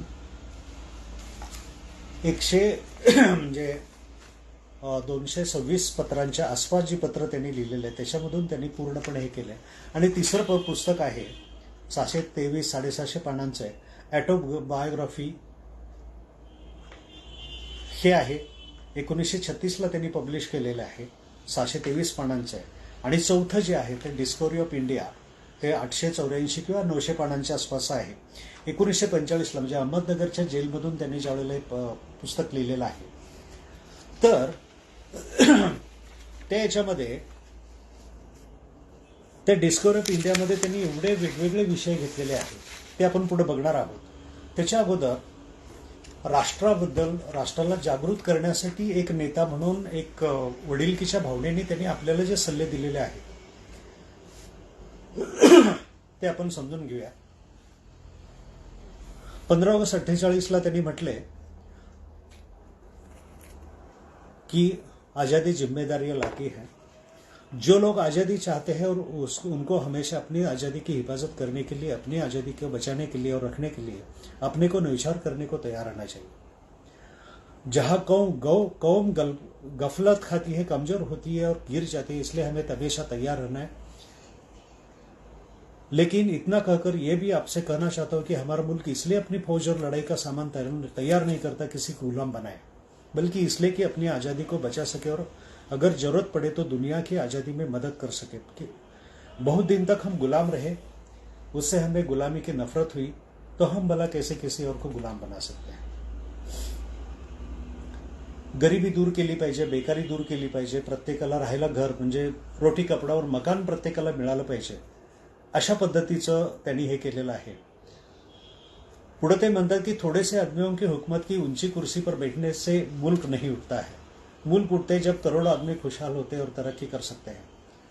हमने ऐसा स्वप्न देखा है, उसी के साथ सोचा कि जब हिंदुस्तान के करोड़ों आदमियों के लिए दरवाजे खुलेंगे, उनमें से लाखों ऐसे दर्जे के लोग निकलेंगे जो नाम हासिल करेंगे और दुनिया पर असर पैदा करेंगे. वे बातें अभी दूर है क्योंकि हम झगड़ों फसादों के मुब्तला हो गए, फंस गए, लेकिन उस काम को हमें पूरा करना है. जब तक हमारा वह काम पूरा नहीं होता तब तक हमारी आज़ादी पूरी नहीं होती. उस वक्त हम दिल खोलकर जय हिंद नहीं बोल सकते. पुढे ते म्हणतात, लेकिन आजाद मुल्क में अगर आप आज़ादी के फायदे चाहते हैं तो आज़ादी की जिम्मेदारियां भी ओढ़नी है. आज़ादी के बोझे को ढोने पड़ते हैं. आज़ादी का निजाम और डिसिप्लिन भी आपको उठाना पड़ता है. आपकी पुरानी आदतें जो गुलामी के जमाने की थी उसे पूरे तौर से भूले नहीं है. और हम समझते हैं कि बगैर हमारे कुछ किए ऊपर से सब बातें हो जाए. मैं चाहता हूं आप इस बात को समझे कि अगर आप आजाद हुए तो फिर एक आजाद कौम की तरह हर एक को चलना है और उस जिम्मेदारी को उठना है, उस बोझ को उठाना है. प्रत्येकाने स्वतःची कर्तव्य पाळली पाहिजे. मी आपल्याला आठवण करून देतो, आप जो कि हिंदुस्तान की औलाद है, हिंदुस्तान के रहने वाले, आप चाहे आपका मजहब कुछ हो, चाहे आपका सुबाया प्रांत कुछ हो, आखिर में उस मशाल को शान से उठाए रखने को आप एक फर्ज है, आपका एक फर्ज है. और वह मशाल है आजादी की, अमन की और सच्चाई की. याद रखिए, लोग आते हैं, जाते हैं और गुजरते हैं, लेकिन मुल्क और कौमें अमर होती है. वे कभी गुजरती नहीं. जब तक उनमें जान है तब तक उनमें हिम्मत है. इसलिए इस मशाल को आप कायम रखिए, जलाए रखिए. अगर एक हाथ कमजोरी से हटता है तो 1000 हाथ उसको उठाकर जलाए रखने को हर वक्त हाजिर होने चाहिए. 15 ऑगस्ट 49ला ते म्हणतात लाल किल्ल्यावरून, एक ख्वाब था, एक स्वप्न था जो हमने देखा और कभी कभी किसी कदर पागलों की तरह से हम उस स्वप्न के पीछे दौड़े. हमने उसको पकड़ने की कोशिश की. इस आजादी की, इस देश की आजादी और देश की आजादी के साथ सारे देश के करोड़ों आदमियों की, जनता की आजादी, उसका दुख और गरीबी को से शिकरा होना इस देश के लिए बड़ी भारी सवाल था. खैर, हमने देश की राजनीतिक रूप से आजाद किया, लेकिन बड़ा भारी सवाल और बाकी रह गया कि सारी जनता उस आजादी से पूरी तौर से फायदा उठाए. हमने अपने ऊपर भरोसा किया, अपने दिल की ताकत पर, अपनी हिम्मत पर भरोसा करके, अपने एक बड़े नेता पर भरोसा करके और आखिर में हिंदुस्तान के ऊपर, भारत पर भरोसा करके हम आगे बढ़े. अपने नेता पे म्हणजे गांधीजींच्यावरती त्यांनी म्हटले. इस वक्त हमारा एक देश भारत दुनिया के मैदान में बड़े देशों से एक बड़ा खेल खेल रहा है, तो फिर अगर आप बड़े देश के बड़े नागरिक हैं और आपको और हमको भी बड़े दिल का और बड़े दिमाग का होना है, छोटे आदमी बड़े काम नहीं करते, छोटे आदमी बड़े सवालों को हल नहीं कर सकते। न हम शोरगुल मचा कर हल कर सकते हैं, न नारों से, शिकायतों से, न इतराज से, न दूसरों को बुला भरा करने से। अगर हम एक एक आदमी और औरत अपना फर्ज अदा करें तो फिर वह हमारे लिए भला है, देश के लिए भी भला है। म्हणजे भारताचं स्वातंत्र्य टिकवण्यासाठी तुम्ही सतत प्रयत्न केला पाहिजे। 15 ऑगस्ट 51 म्हणतात, याद रखिए कि आजादी ऐसी चीज है जिस वक्त आप गफलत में पड़ेंगे फिसल जाएगी, वह जाती जा सकती है, वह खतरे में पड़ सकती है। और खासकर आजकल की दुनिया क्या है, आजकल की दुनिया एक खतरनाक दुनिया, एक कड़ी, सख्त और बेरहम दुनिया। कमजोर की तरफ वह रहम नहीं करती। जो कोई कम और मुल्क कमजोर है वह उसके सामने गिरता है, लेकिन आखिर में ताकत क्या चीज है। बड़े से बड़ी और बहादुर से बहादुर फौज मुल्क की हिफाजत नहीं करती, आखिर में हिफाजत करते उस मुल्क के लोगों के दिल। देखना यह होता है कि वे तगड़े हैं कि नहीं, ये छोटी बातों में पड़ते हैं या बड़ी बातों की तरफ देखते हैं। वे आपस में मिलते हैं, आपस में लड़ाई करते हैं, आखिर में वह ताकत होती है फौज के पीछे भी, और यू भी जो मुल्क को मजबूत करते हैं। दुसरी लढाई हमें लढणी आहे बेकारी से, गरिबी से। म्हणजे सतत गरिबी, बेकारी हा त्यांचा विषय चालू आहे। 15 ऑगस्ट 54 ते म्हणतात की गरिबी आणि दरिद्रताचे शिकार आपल्या लोकांना त्याच्यातून बाहेर काढायचे, परंतु अगर हिंदुस्तान के किसी गांव में किसी हिंदुस्तानी को, चाहे वह किसी भी जाति का है, अगर उसको हम चमार कहे, हरिजन कहे और उसको खाने पीने रहने में वहां कोई रुकावट हो, तो वह गाव कभी आजाद नहीं है, गिरा हुआ है। म्हणजे जाती व्यवस्था जिथं आहे, जिथं जातीवरून माणसांची ओळख होते, ते गाव अजूनही आजाद नहीं, ते एक गिरा हुआ गांव है।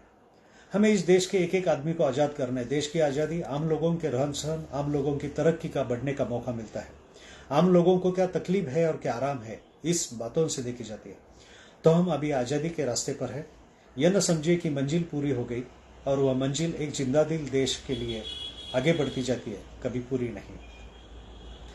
आज हम यह जमा हुए 15 ऑगस्ट 1960 ते म्हणतायत कि आज हम यह जमा हुए हैं कोई तमाशे के तौर पर नहीं, तमाशा देखने या दिखाने नहीं, बल्कि पुरानी बातों को याद करने और आगे देखने के लिए। इसलिए कि फिर से हम अपनी पुरानी प्रतिज्ञाएं अपने सामने रखे। हमें आजादी मिली परिश्रम से, कुर्बानी से, मेहनत से, सब बातों से। लेकिन अगर आप समझे कि आजादी मिलने के बाद कौम का काम खत्म हो जाता है, तो ये गलत विचार है। आजादी की लड़ाई हमेशा जारी रहती है, कभी उसका अंत नहीं होता। हमेशा उसके लिए परिश्रम करना पड़ता है, हमेशा उसके लिए कुर्बानी करनी पड़ती है, तब वह कायम रहती है। जब कोई मुल्क या कौम ढीली पड़ जाती है, कमजोर हो जाती है, असली बातें भूलकर छोटे झगड़ों में पड़ जाती है, उसी वक्त उसकी आजादी फिसलने लगती है। इसलिए जैसा मैंने आपसे कहा, आज का दिन कोई तमाशे का दिन नहीं है। यह एक बार फिर से इकरार लेने का दिन है, फिर से प्रतिज्ञा करने का है, जिसे फिर से अपने दिल में देखने का कि हमने अपना कर्तव्य पूरा किया कि नहीं। इंडिपेंडेंस आई, आजादी आई, किसके लिए आई? चंद लोगों के लिए, जवाहरलाल के लिए आई है। उसका अपने चंद रोज के लिए प्रधानमंत्री बना दिया। जवाहरलाल आएंगे और जाएंगे, और लोग भी आते हैं जाते हैं, लेकिन हिंदुस्तान तो आता ही है, जाता नहीं है। और रहेगा तो फिर सबके लिए, जो हिंदुस्तान के 40 करोड़ आदमी है और औरतें हैं और बच्चे हैं, जो आजादी के हिस्सेदार है, वारिस है, उनको इससे पूरा फायदा मिलना चाहिए, तब आजादी पूरी होती है। म्हणजे आजादी कशा पद्धतीनं हे केलं पाहिजे, आणि त्याच्यामध्ये धर्माचं राजकारण नको, जातींचं नको, प्रांतांचं राजकारण नको। शान से हमने हिंदुस्तान को आजाद किया, शान से हमें आगे बढ़ना है, शान से हमें यह जो हिंदुस्तान की आजादी की मशाल है उसको लेकर चलना है। जब हमारे हाथ कमजोर हो जाए और औरों को देना है, ताकि नौजवान हाथ उसको उठाए और हम अपना काम पूरा करके चाहे खाक में मिल जाए। लेकिन जब तक हाथ में, जिस्म, शरीर में ताकत और बल है, उस वक्त तक ताकत को इस मुल्क को आगे बढ़ाने में, इस मुल्क के करोड़ों आदमियों की ताकत खिदमत करने में इस्तेमाल करें, काम में लाए। और जब ताकत खत्म हो जाए तो हमारा काम भी खत्म हुआ, तब फिक्र नहीं हमारा क्या होता है, और लोग आएंगे। पुन्हा ते मगाशी जसं म्हटलं की जलसे में शरीक होना ना कोई किसी का कोई खास फर्ज नहीं, लेकिन कोई बात करना जिससे कि हिंदुस्तान की आजादी को धब्बा लगे, जिससे झंडे की शान कम हो, जिसे आज के मुबारक दिन कोई रंज को इजहार करे, यह बात बेजा है, किसी के लिए भी बेजा है। चाहे उसके दिल में कितना भी किसी बात का दर्द हो, क्योंकि आखिर में हमें याद रखना है कि हम मिलकर आगे बढ़ते हैं। और करोड़ों में हजारों खराब आदमी, गलत आदमी, करोड़ों में हजारों खराब आदमी, गलत आदमी, अनजान आदमी है, लाखों ऐसे जिनकी एक एक गलती से अगर हम अपना रास्ता छोड़ते तो सारा मुल्क बह जाए. म्हणजे कोणी चुकीचं वागलं, मूर्खपणा केला तरी तुम्ही करू नका, ते सावरायचा प्रयत्न करा असंच त्यांनी सांगितलेलं आहे. आणि शेवटी झेंडा जो आपण म्हणतो, तर झेंड्यावरती जे अशोक चक्र, गौतम बुद्धांचं धर्मचक्र जे मी मागच्या वेळेला सांगितलं,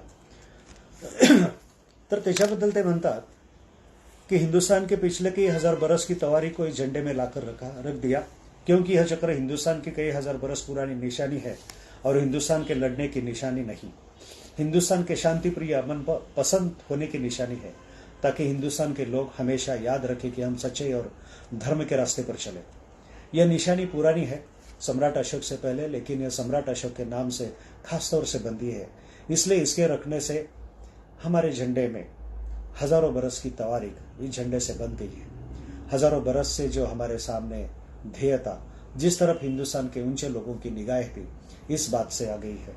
तो इसमें पुराना जमाना आया हजारों बरस का, इसमें पिछला जमाना आया 40-50 बरस का, आजादी की लड़ाई का इसमें आज आया, और आखिर में इससे आने वाला कल आया, जो हमें दिखाता है कि किधर हम जाएंगे. कि पुराना जमाना हुआ, उसके सब सीखे, उसकी अच्छी बातें याद रखें, लेकिन आखिर में हमारी निगाह आगे की होनी चाहिए, भविष्य की तरफ. तो जो आने वाला है जमाना है उसकी तरफ सतत भविष्याकडे बघा, आणि त्याच्यासाठी आपला भूतकाळ हा शांतीचा, प्रेमाचा, सहिष्णुतेचा होता हे समजून घेण्यासाठी तुम्ही अशोक चक्राकडे बघा, असं त्यांनी सांगितलेलं आहे. आणि अशा पद्धतीनं आपल्याला सतत त्यांनी आठवण करून दिलेली आहे की आपल्याला आझादी सहज मिळालेली नाही. इंदिरा गांधींना ज्यावेळेला ते पत्र लिहितात, त्या पत्रामध्ये त्यांनी जे वेगवेगळे रेफरन्सेस दिले ते बघताना त्यांनी संस्कृत श्लोकांचा एवढा वापर केलेला आहे. एक संस्कृत श्लोक त्याच्यामध्ये एका पत्रामध्ये येतो, तेजत एकम कुलस्थारे ग्रामस्थारे कुलम तेजत ग्रामम जनपदस्थारे आत्मार्थे पृथ्वीम त्याचे. म्हणजे एखाद्या व्यक्तीने कुळासाठी स्वहिताचा त्याग करावा, गावासाठी कुलहिताचा त्याग करावा, आणि जनपदासाठी किंवा समाजासाठी गावहिताचाही त्याग करावा, आणि पुढे जाऊन आत्मज्ञान प्राप्तीसाठी अनासक्त योगाने मनातून पृथ्वीसकळ देशाचाही त्याग करावा. म्हणजे हे सगळं इदम न मम म्हणत स्वतः सगळं सोडून द्यावं, असं ते सांगतात. त्याच्यानंतर एका पत्रात ते म्हणतात की न त्वहम कामये राज्यम न स्वर्गम न पुनर्भवम कामये दुःख तप्तानाम प्राणी नामार्थी नाशनम. म्हणजे मला राज्य नको आहे, स्वर्ग नको आहे, पुनर्जन्म नको आहे, तुम्हा सर्वांना सुख कल्याण प्राप्ती आणि तुमचे दुःख हरण व्हावे, हीच माझी कामना आहे. म्हणजे अशा पद्धतीनं सतत दुसऱ्याच्या प्रेमाचा, दुसऱ्याच्या आनंदाचा विचार करणारे पंडित नेहरू. त्यांनी डिस्कव्हरी ऑफ इंडिया हा जो ग्रंथ लिहिला तो जेलमध्ये असताना, आणि त्या याच्यामध्ये त्यांनी पूर्ण डिटेलमध्ये सिंधू नदीचं खोरं, म्हणजे भारताचा साक्षात्कार म्हणून जो पहिला चॅप्टर आहे त्याच्यात त्यांनी सिंधू नदीचं खोरं, त्याची संस्कृती, त्याचे 1920ला कसं ते सापडत गेलं, हडप्पा आणि मोहनजोदडो, त्याच्यावरती डिटेलमध्ये बोललेलं आहे. भारतभर कसं त्याचं उत्खनन त्या काळात होतंय ते त्यांनी 42-43 पर्यंतचा सगळा आढावा त्यांनी घेतलेला आहे. पुढे वैदिक संस्कृती जी आहे, त्या वैदिक संस्कृतीतले वेद आहेत, उपनिषद आहेत, भगवद्गीता आहे, रामायण, महाभारत, षडदर्शन, याच्यावरती त्यांनी भाष्य केलेलं आहे. गौतम बुद्धांचा काळ चर्चा केला, महावीर, जातीपाती असतील समाजातल्या, त्याच्यावरती गौतम बुद्धाचा संदेश काय तेच चर्चा केलेली आहे. चंद्रगुप्त, चाणक्य आणि अर्थशास्त्र याच्यावरती बोललेत. अशोक, त्याचे स्तंभलेख, त्याच्यानंतर गुप्त राजवट असेल, राष्ट्रवाद असेल, त्यांचा साम्राज्यवाद असेल, दक्षिण भारतातली राज्य असतील, भारत आणि ग्रीस, भारत आणि इराण, भारत आणि चीन, ह्या संस्कृतींचं एकमेकाशी चर्चा केलेली आहे. म्हणजे भारत आणि इराण याच्यावरती बोलताना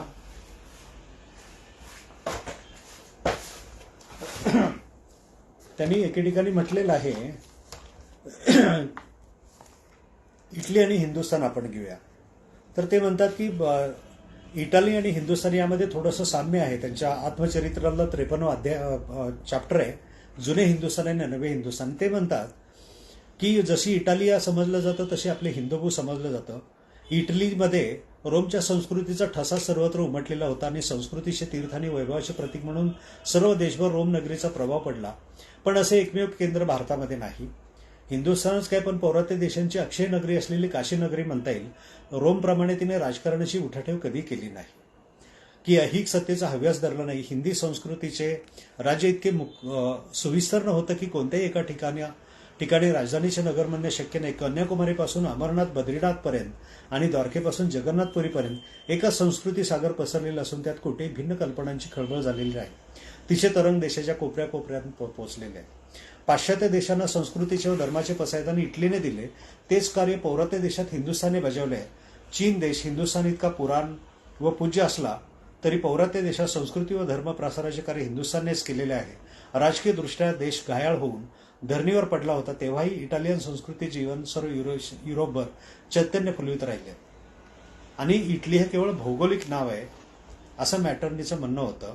आणि मग त्यांनी ते म्हटलेलं आहे की देशाला सगुण असा मनुष्यकार देण्याचा मोह किती अनावर असतो ते बघण्यासारखे आहे. हिंदुस्थानला भारत मातेचे स्वरूप देण्यात आले आहे. तिचा देह सुंदर आहे.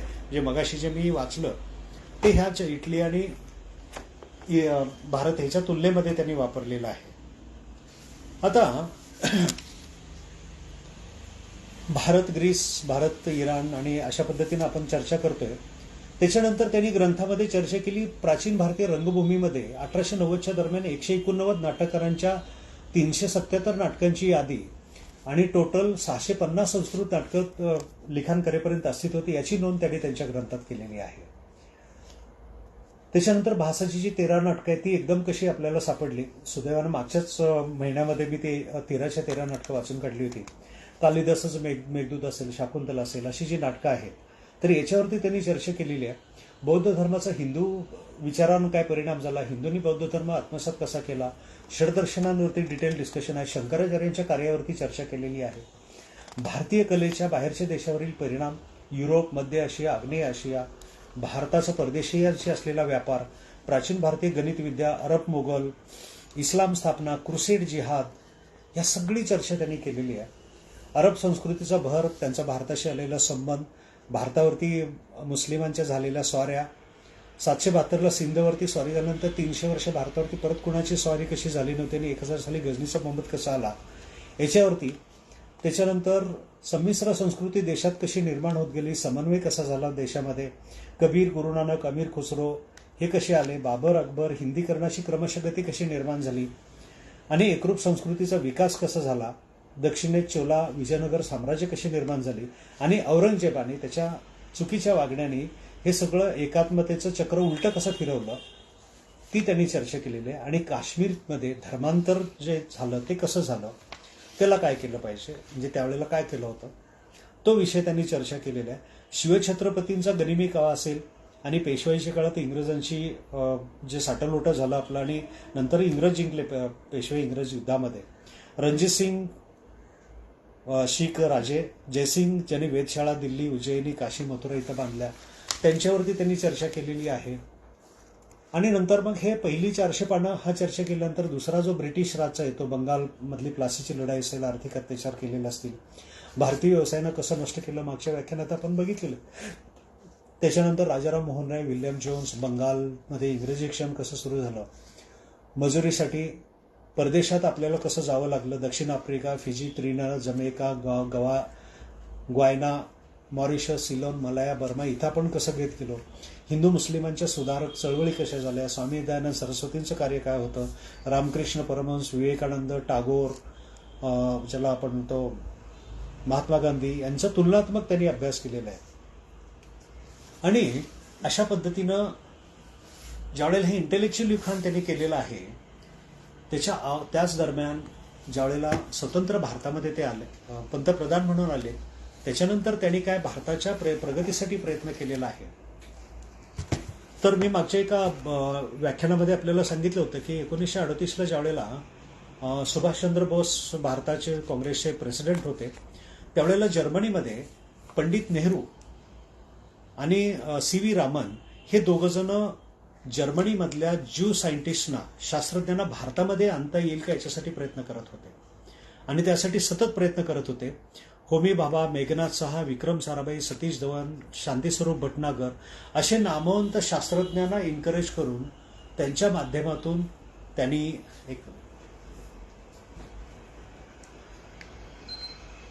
त्यांच्या माध्यमातून त्यांनी आपल्या देशामध्ये शास्त्रीय युग कसं निर्माण होईल यासाठी प्रयत्न केलेला आहे. अमेरिकेमध्ये ज्यांनी अणुबॉम्ब तयार केला एक ज्यू शास्त्रज्ञ आहेत आणि त्यांनी जुलियस रॉबर्ट ओपनहायमर म्हणून त्यांचं नाव आहे. आणि त्यांनी नंतर ज्यावेळेला जपानवरती बॉम्बचा हल्ला झाल्यानंतर जी वाताहत बघितली तर त्यांनी प्रयत्न केला की शांततेसाठी अणूचा कसा उपयोग केला जाईल अशी चळवळ सुरू केली.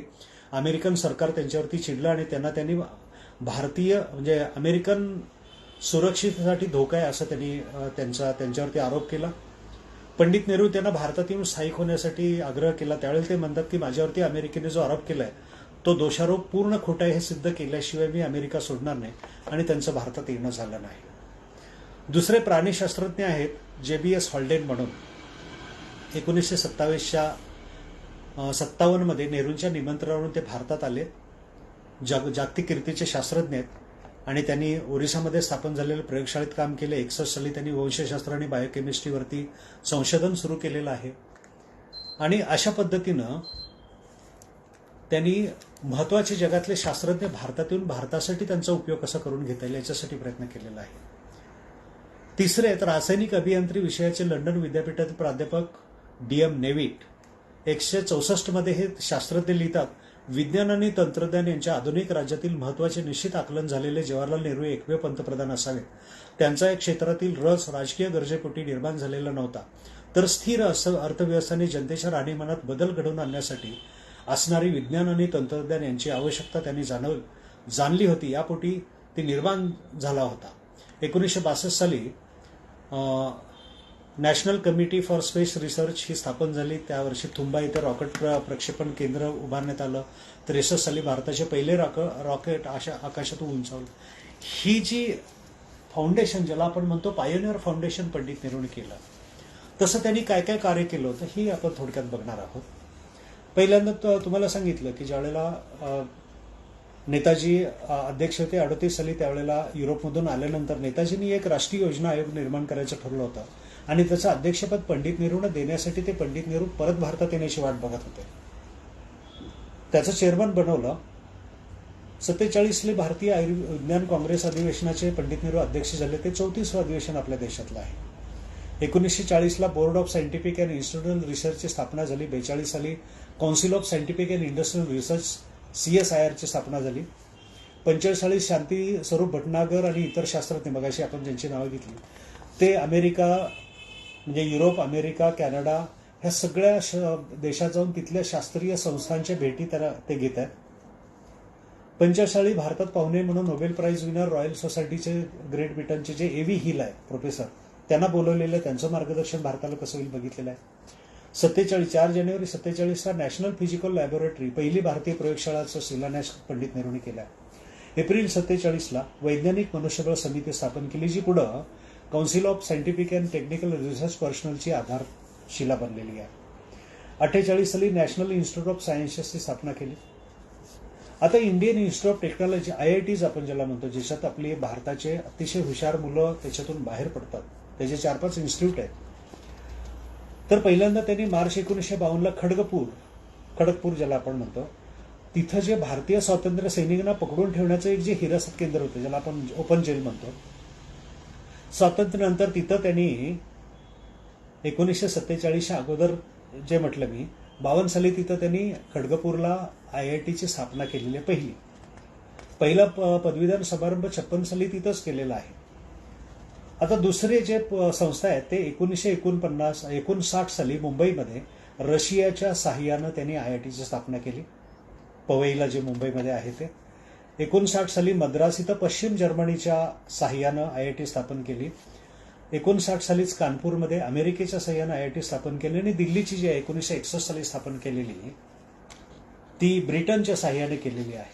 म्हणजे आपल्याला राज कपूरचं गाणं आठवत असेल, मेरा जूता है जपानी पतलून इंग्लिशानी सर पे लाल टोपी रूसी फिर भी दिल है हिंदुस्तानी. म्हणजे सगळं मुंबई, मद्रास, कानपूर, दिल्ली, खडगपूर इथं भारतीय दिल तयार केलं जात होतं. पण शेवटी त्याच्यासाठी मदत रशिया, जर्मनी, अमेरिका, ब्रिटन ह्या सर्व आणि युनेस्कोची वगैरे अशा सगळ्या देशांची मदत घेऊन केलेली आहे. एकाच खेम्यामध्ये नाम, ज्याला आपण म्हणतो नॉन अलाइन मुवमेंट, त्यांनी जी एक वेगळी मुवमेंट तयार केली होती, ती जर केली नसते, अमेरिकेच्या जर ग्रुपमध्ये ते गेले असतं, रशियाने मदत केली, रशियाच्या ग्रुपमध्ये गेले असतं, अमेरिकेने मदत केली नसते. एवढं छानपैकी प्लॅनिंग त्यांनी केलं होतं. पोलाद कारखाना जे भारतात तयार झाले, ते भिलाईचा जो कारखाना आहे तो रशियाच्या मदतीनं केला. दुर्गापूरचा कारखाना जो तो ब्रिटनच्या मदतीनं केला. 1950च्या दरम्यान केंद्रीय प्रयोगशाळा भरपूर निर्माण केल्या. विद्युत रसायनं, इंधन, काच, चिनी माती, उपकरणं, इलेक्ट्रॉनिक्स, समुद्री रसायने, अन्न, औषधी वनस्पती, चामड्याचे तंत्रज्ञान. 16 वर्षे ते CSIRचे अध्यक्ष होते. त्यावेळेला 17 राष्ट्रीय प्रयोगशाळांची त्यांनी स्थापना केलेली आहे. आणि त्याच्यातूनच आपण ग्रीन रिव्हॉल्युशन सुद्धा करू शकलो. आपल्याला माहिती आहे की ज्या वेळेला आपण स्वतंत्र झालो त्याच्या अगोदर 40 लाख लोक 42-43च्या दरम्यान इंग्रजांच्या चुकीमुळं, मूर्ख मनामुळे चर्चिल असेल, 40-42 लाख फक्त बंगालमध्ये दुष्काळामध्ये तडफडून मेलेली आहे. 20 लाखाच्या आसपास लोक भारत पाकिस्तान फाळणीनंतर मारली गेलेली आहेत. 1 करोड लोकांचं स्थलांतर झालेलं आहे. अशा भग्न अवस्थेमध्ये आपल्याला भारत देश मिळालेला आहे. अमेरिकेनं आपल्याला जो मदत म्हणून गहू पाठवला होता तो सुद्धा प्राण्यांना खायला घालण्याच्या लायकीचा होता. तरी आपण आपल्या पायावरती उभं राहण्यासाठी कंबर कसून काम केलं. आणि जी ती त्यावेळची पंडित नेहरूंची भाषणं जी आपण याच्या अगोदर बघितली ती त्याला सहाय्यभूत ठरली. आणि आपल्याला मनोज कुमारचं दुसरं एक गाणं आपल्याला माहिती आहे, मेरे देश की धरती सोना उगले उगले हिरे मोती. तेच ग्रीन रिव्हॉल्युशनच्या माध्यमातून त्याला इन्करेज करण्यासाठी जे पिक्चर काढायचा प्रयत्न केला. बैलों के गले में जब घुंघरू जीवन का राग सुनाता है. शेतीप्रधान देशामध्ये बैलांचं महत्व किती आहे आणि कशा पद्धतीनं देश डेव्हलप झाला पाहिजे याच्यासाठी सतत प्रयत्नशील पंडित नेहरू राहिलेले आहेत. आणि आज आपण बघतो कुठल्या पद्धतीनं राष्ट्रवादाच्या अनुषंगाने पिक्चर काढले जातात, ते कसे बॉक्स ऑफिसवरती आपटले जातात. महाराष्ट्रामध्ये कसे गोंधळ निर्माण झालेले आहेत, कसा चुकीचा इतिहास त्याच्यातून मांडायचा प्रयत्न केला. आज तो विषय नसल्यामुळे त्याच्यावरती मी बोलत नाही, तज्ज्ञ लोक त्याच्यावरती बोलतायत. पण अतिशय चुकीच्या पद्धतीनं आपण एवढा हजारो वर्षाच्या गुलामगिरीतून आपण बाहेर पडताना आज खरोखरच आपण गुलामगिरीतून बाहेर पडलेल्याची जाणीव आपल्याला आहे का याच्याकडे बघितलं पाहिजे. किती छोट्या छोट्या गोष्टींमध्ये आपण स्वतःला अडकून घेतोय आणि मिसलीड करायचा प्रयत्न करतोय. पंडित नेहरूंनी संशोधकांच्या भेटी सतत घेतलेल्या, जिथं संशोधन केंद्र आहेत, इंडियन इन्स्टिट्यूट ऑफ सायन्स बंगलोरची आहे, कोलकात्याची Indian Statistical Institute, Bose Research Institute, ह्या सतत त्या भेटीगाठी देणं, त्यांच्याशी कॉन्टॅक्टमध्ये राहणं. मुंबईची डिपार्टमेंट ऑफ केमिकल टेक्नॉलॉजी आहे. तसंच खाजगी संशोधन केंद्रे जी आहेत, अलाहाबादचं JK institute of applied physics, मुंबईचं सिवा CIBA research centre, मद्रासचं MRF research centre, अहमदाबादचं textile industrial research centre सतत कॉन्टॅक्टमध्ये राहिलेले आहेत. रात्रंदिवस विचार करणारी, कष्ट करणारी ही व्यक्ती. जानेवारी 1946ला होमी बाबांना अध्यक्ष बनवून त्यांनी ॲटॉमिक एनर्जी रिसर्च कमिटी स्थापन केली. 48 एप्रिलला त्यांनी घटना समितीसमोर अणुऊर्जा विधेयक मांडलेलं आहे. 10 ऑगस्ट 48ला अणुऊर्जा आयोग स्थापन केलाय. 54 साली अणुऊर्जेचा स्वतंत्र विभाग नेहरू अध्यक्षतेच्याने होमी बाबांना सचिव बनवले. 1950ला Indian Rare Earth Limited company स्थापन केलेली आहे. 52ला त्याचं उद्घाटन केलेलं आहे. मुंबईतल्या ट्रॉम्बेचे तिथं जे ॲटॉमिक जी ही आहे एनर्जी इस्टॅब्लिशमेंटची स्थापना केलेली आहे, अप्सरा तिला नावकरण दिलेलं आहे. आणि ती स्थापन करताना 1957 साली ते कॅनडा, ब्रिटन, अमेरिका, फ्रान्स यांचं सहकार्य घेतलेलं आहे. बर्ट्रांड रसेल म्हणून जगप्रसिद्ध नोबेल प्राइजनं गणितज्ञ, त्यांचा सल्ला जो त्यांनी DS कोठारी डॉक्टरांना दिला होता, पंडित नेहरूंच्या मार्गदर्शनाखाली त्यांनी सल्ला दिला होता की अणुऊर्जा विनाशक परिणाम संशोधन तुम्ही करा. आणि त्यांनी nuclear explosion and their effects म्हणून एक ग्रंथ लिहिला कोठारींनी. त्याला पंडित नेहरूंनी मोठी प्रस्तावना दिलेली आहे. 1 जानेवारी 1954ला TIFR म्हणजे Tata institute of fundamental research, इथं कुलाब्यामध्ये मुंबईमध्ये जी संस्था आहे तिची स्थापना केली. 63 साली भाभांना अध्यक्ष बनवून इलेक्ट्रॉनिक्स कमिटी स्थापन केलेली आहे. 62 साली Indian national committee space research, मगाशी सांगितलं मी तुम्हाला की तुंबा इथं तयार झाली, रॉकेट लॉन्चिंग फॅसिलिटी झाली. आणि आपण आता आपल्या एका रॉकेटमधून 104 वेगवेगळ्या देशाचे 104 रॉकेट्स आपण एका वेळेला अंतराळात पाठवायचाही विक्रम केलेला आहे. आता 1940 साली कानपूरमध्ये जी लष्करी साहित्य बनवणारी प्रयोगशाळा होती त्याची केंद्र कलकत्ता, मुंबई, बंगलोर, राहुलमध्ये होती. टाटानगरमध्ये धातुशास्त्रावरील संशोधनाचं केंद्र तयार होतं. ह्या सगळ्यांचं त्यांनी पंडित नेहरूंनी एक्सपान्शन केलेलं आहे. भारतीय आयुर्विज्ञान संस्थान असेल, एम्स आपण म्हणतो त्याला, board of irrigation and power असेल, यांच्या स्थापना केलेल्या आहेत. 1960 संसदेत इंडियन स्टॅटिस्टिकल इन्स्टिट्यूट बिल त्यांनी मांडलेलं आहे. संयुक्त राष्ट्रसंघामध्ये युनोमध्ये त्याचे जे घटक असतात, UNESCO, WHO, EFK, FAO, UNICEF, United Nations Atomic Energy Commission, याच्यामध्ये अतिशय सक्रिय भाग घेतलेला आहे की कुठेही युद्ध होऊ नये, सर्व जगातल्या घटकांना ह्या आंतरराष्ट्रीय समितीचा फायदा व्हावा.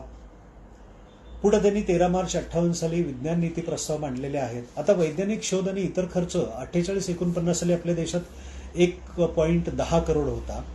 17 वर्षामध्ये तो 85 पटीनं वाढलेला आहे. 1965 सालचा रेकॉर्ड आहे 85.06 करोड एवढा खर्च, म्हणजे 1 करोडवरून 1.25 करोडवरून 85 करोडवरती आपण 17 वर्षात गेलेलो आहे. पंडित नेहरूंचं कॉन्ट्रीब्युशन इथं येतं.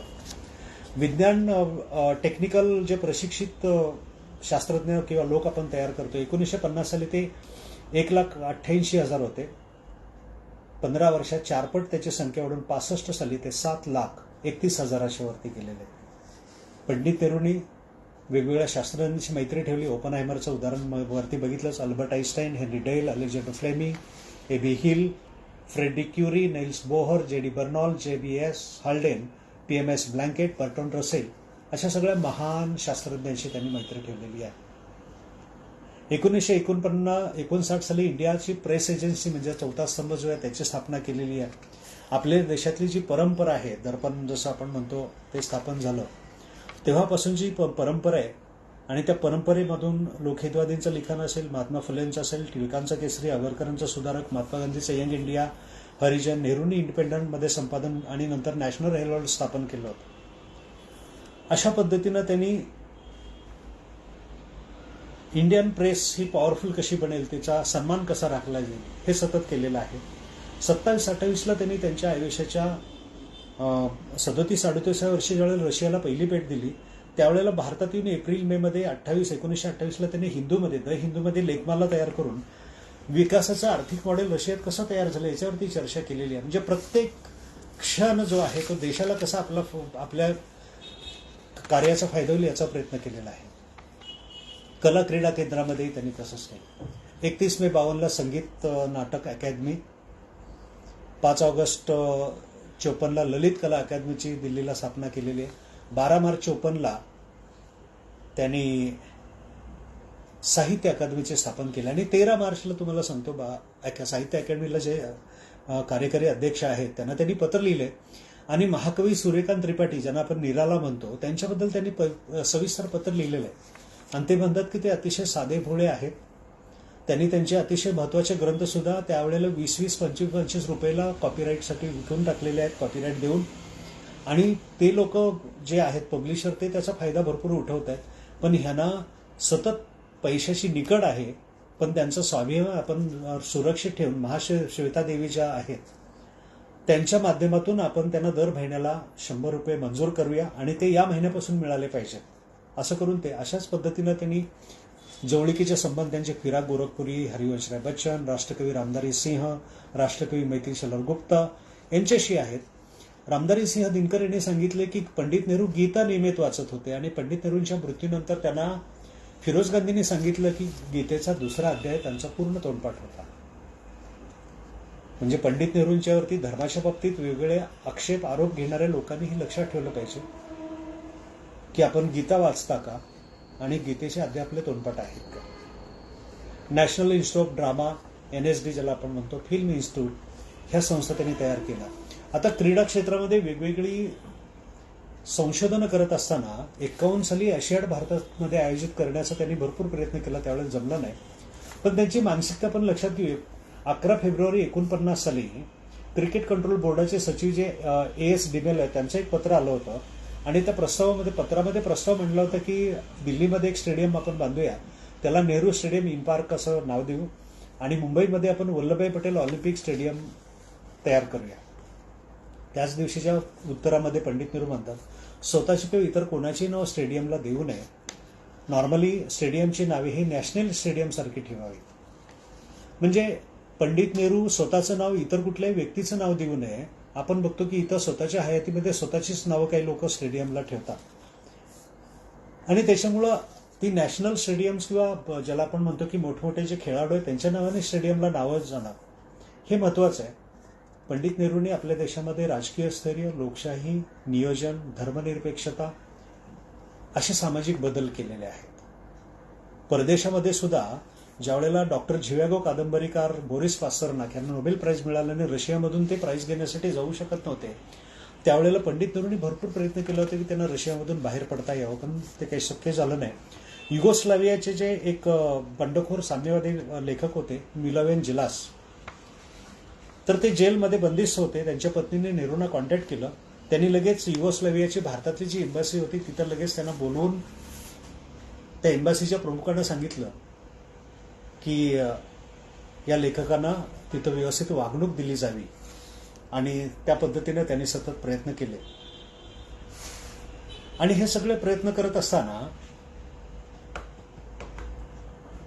देशामध्ये झगडे निर्माण होऊ नयेत, भांडणं होऊ नयेत. मगाशी आपण बघितलं असते, पण त्याच वेळेला तुम्हाला आणखीन सांगतो, 1926ला ज्यावेळेला श्रद्धानंदांचा खून झाला, रशीद म्हणून जो एक मुस्लिम व्यक्ती होती,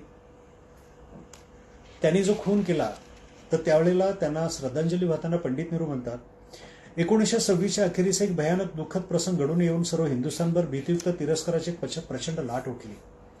भावना वेळ प्रसंगी किती हिडी स्वरूप धारण करते ही गोष्ट त्या प्रसंगानं स्पष्ट झाली. एका धर्मवेड्या मुसलमानाने स्वामी श्रद्धानंदाचं ते बिछाण्यावर पडले असताना खून केला. गुरख्यांच्या संगिनीपुढे आपली छाती उघडी करून जो वीर पुरुष गोळ्यांचा वर्षाव झेलण्यास तयार झाला त्याला असे मरणी आले.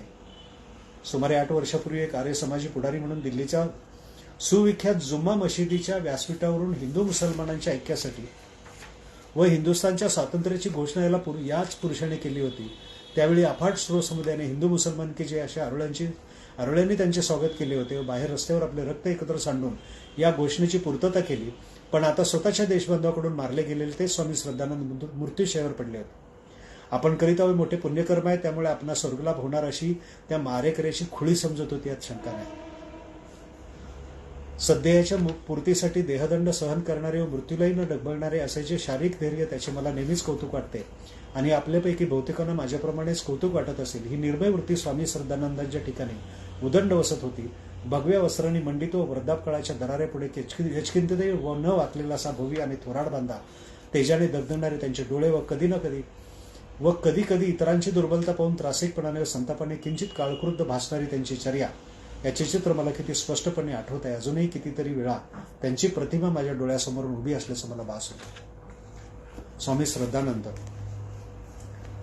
गांधीजींनी सुद्धा स्वामी श्रद्धानंदांच्या वरती अतिशय छान पद्धतीनं त्यांचा सत्कार करणारच लिखाण केलेलं आहे. आणि देशामध्ये ज्या मोठ्या हस्ती आहेत त्यांच्यावरती बोलताना पंडित नेहरू काय म्हणतात, तर त्यांनी आर के करंजिया म्हणून जे एक मोठे पत्रकार होते, संपादक होते, त्यांनी एक मुलाखत दिली होती आणि त्या मुलाखतीमध्ये, मुलाखतीची तारीख असणार आहे, त्या तारीख त्यांनी इथं दिलेली नाहीये, तर त्याच्यामध्ये त्यांनी चाणक्याबद्दल सांगितलेलं आहे. चाणक्य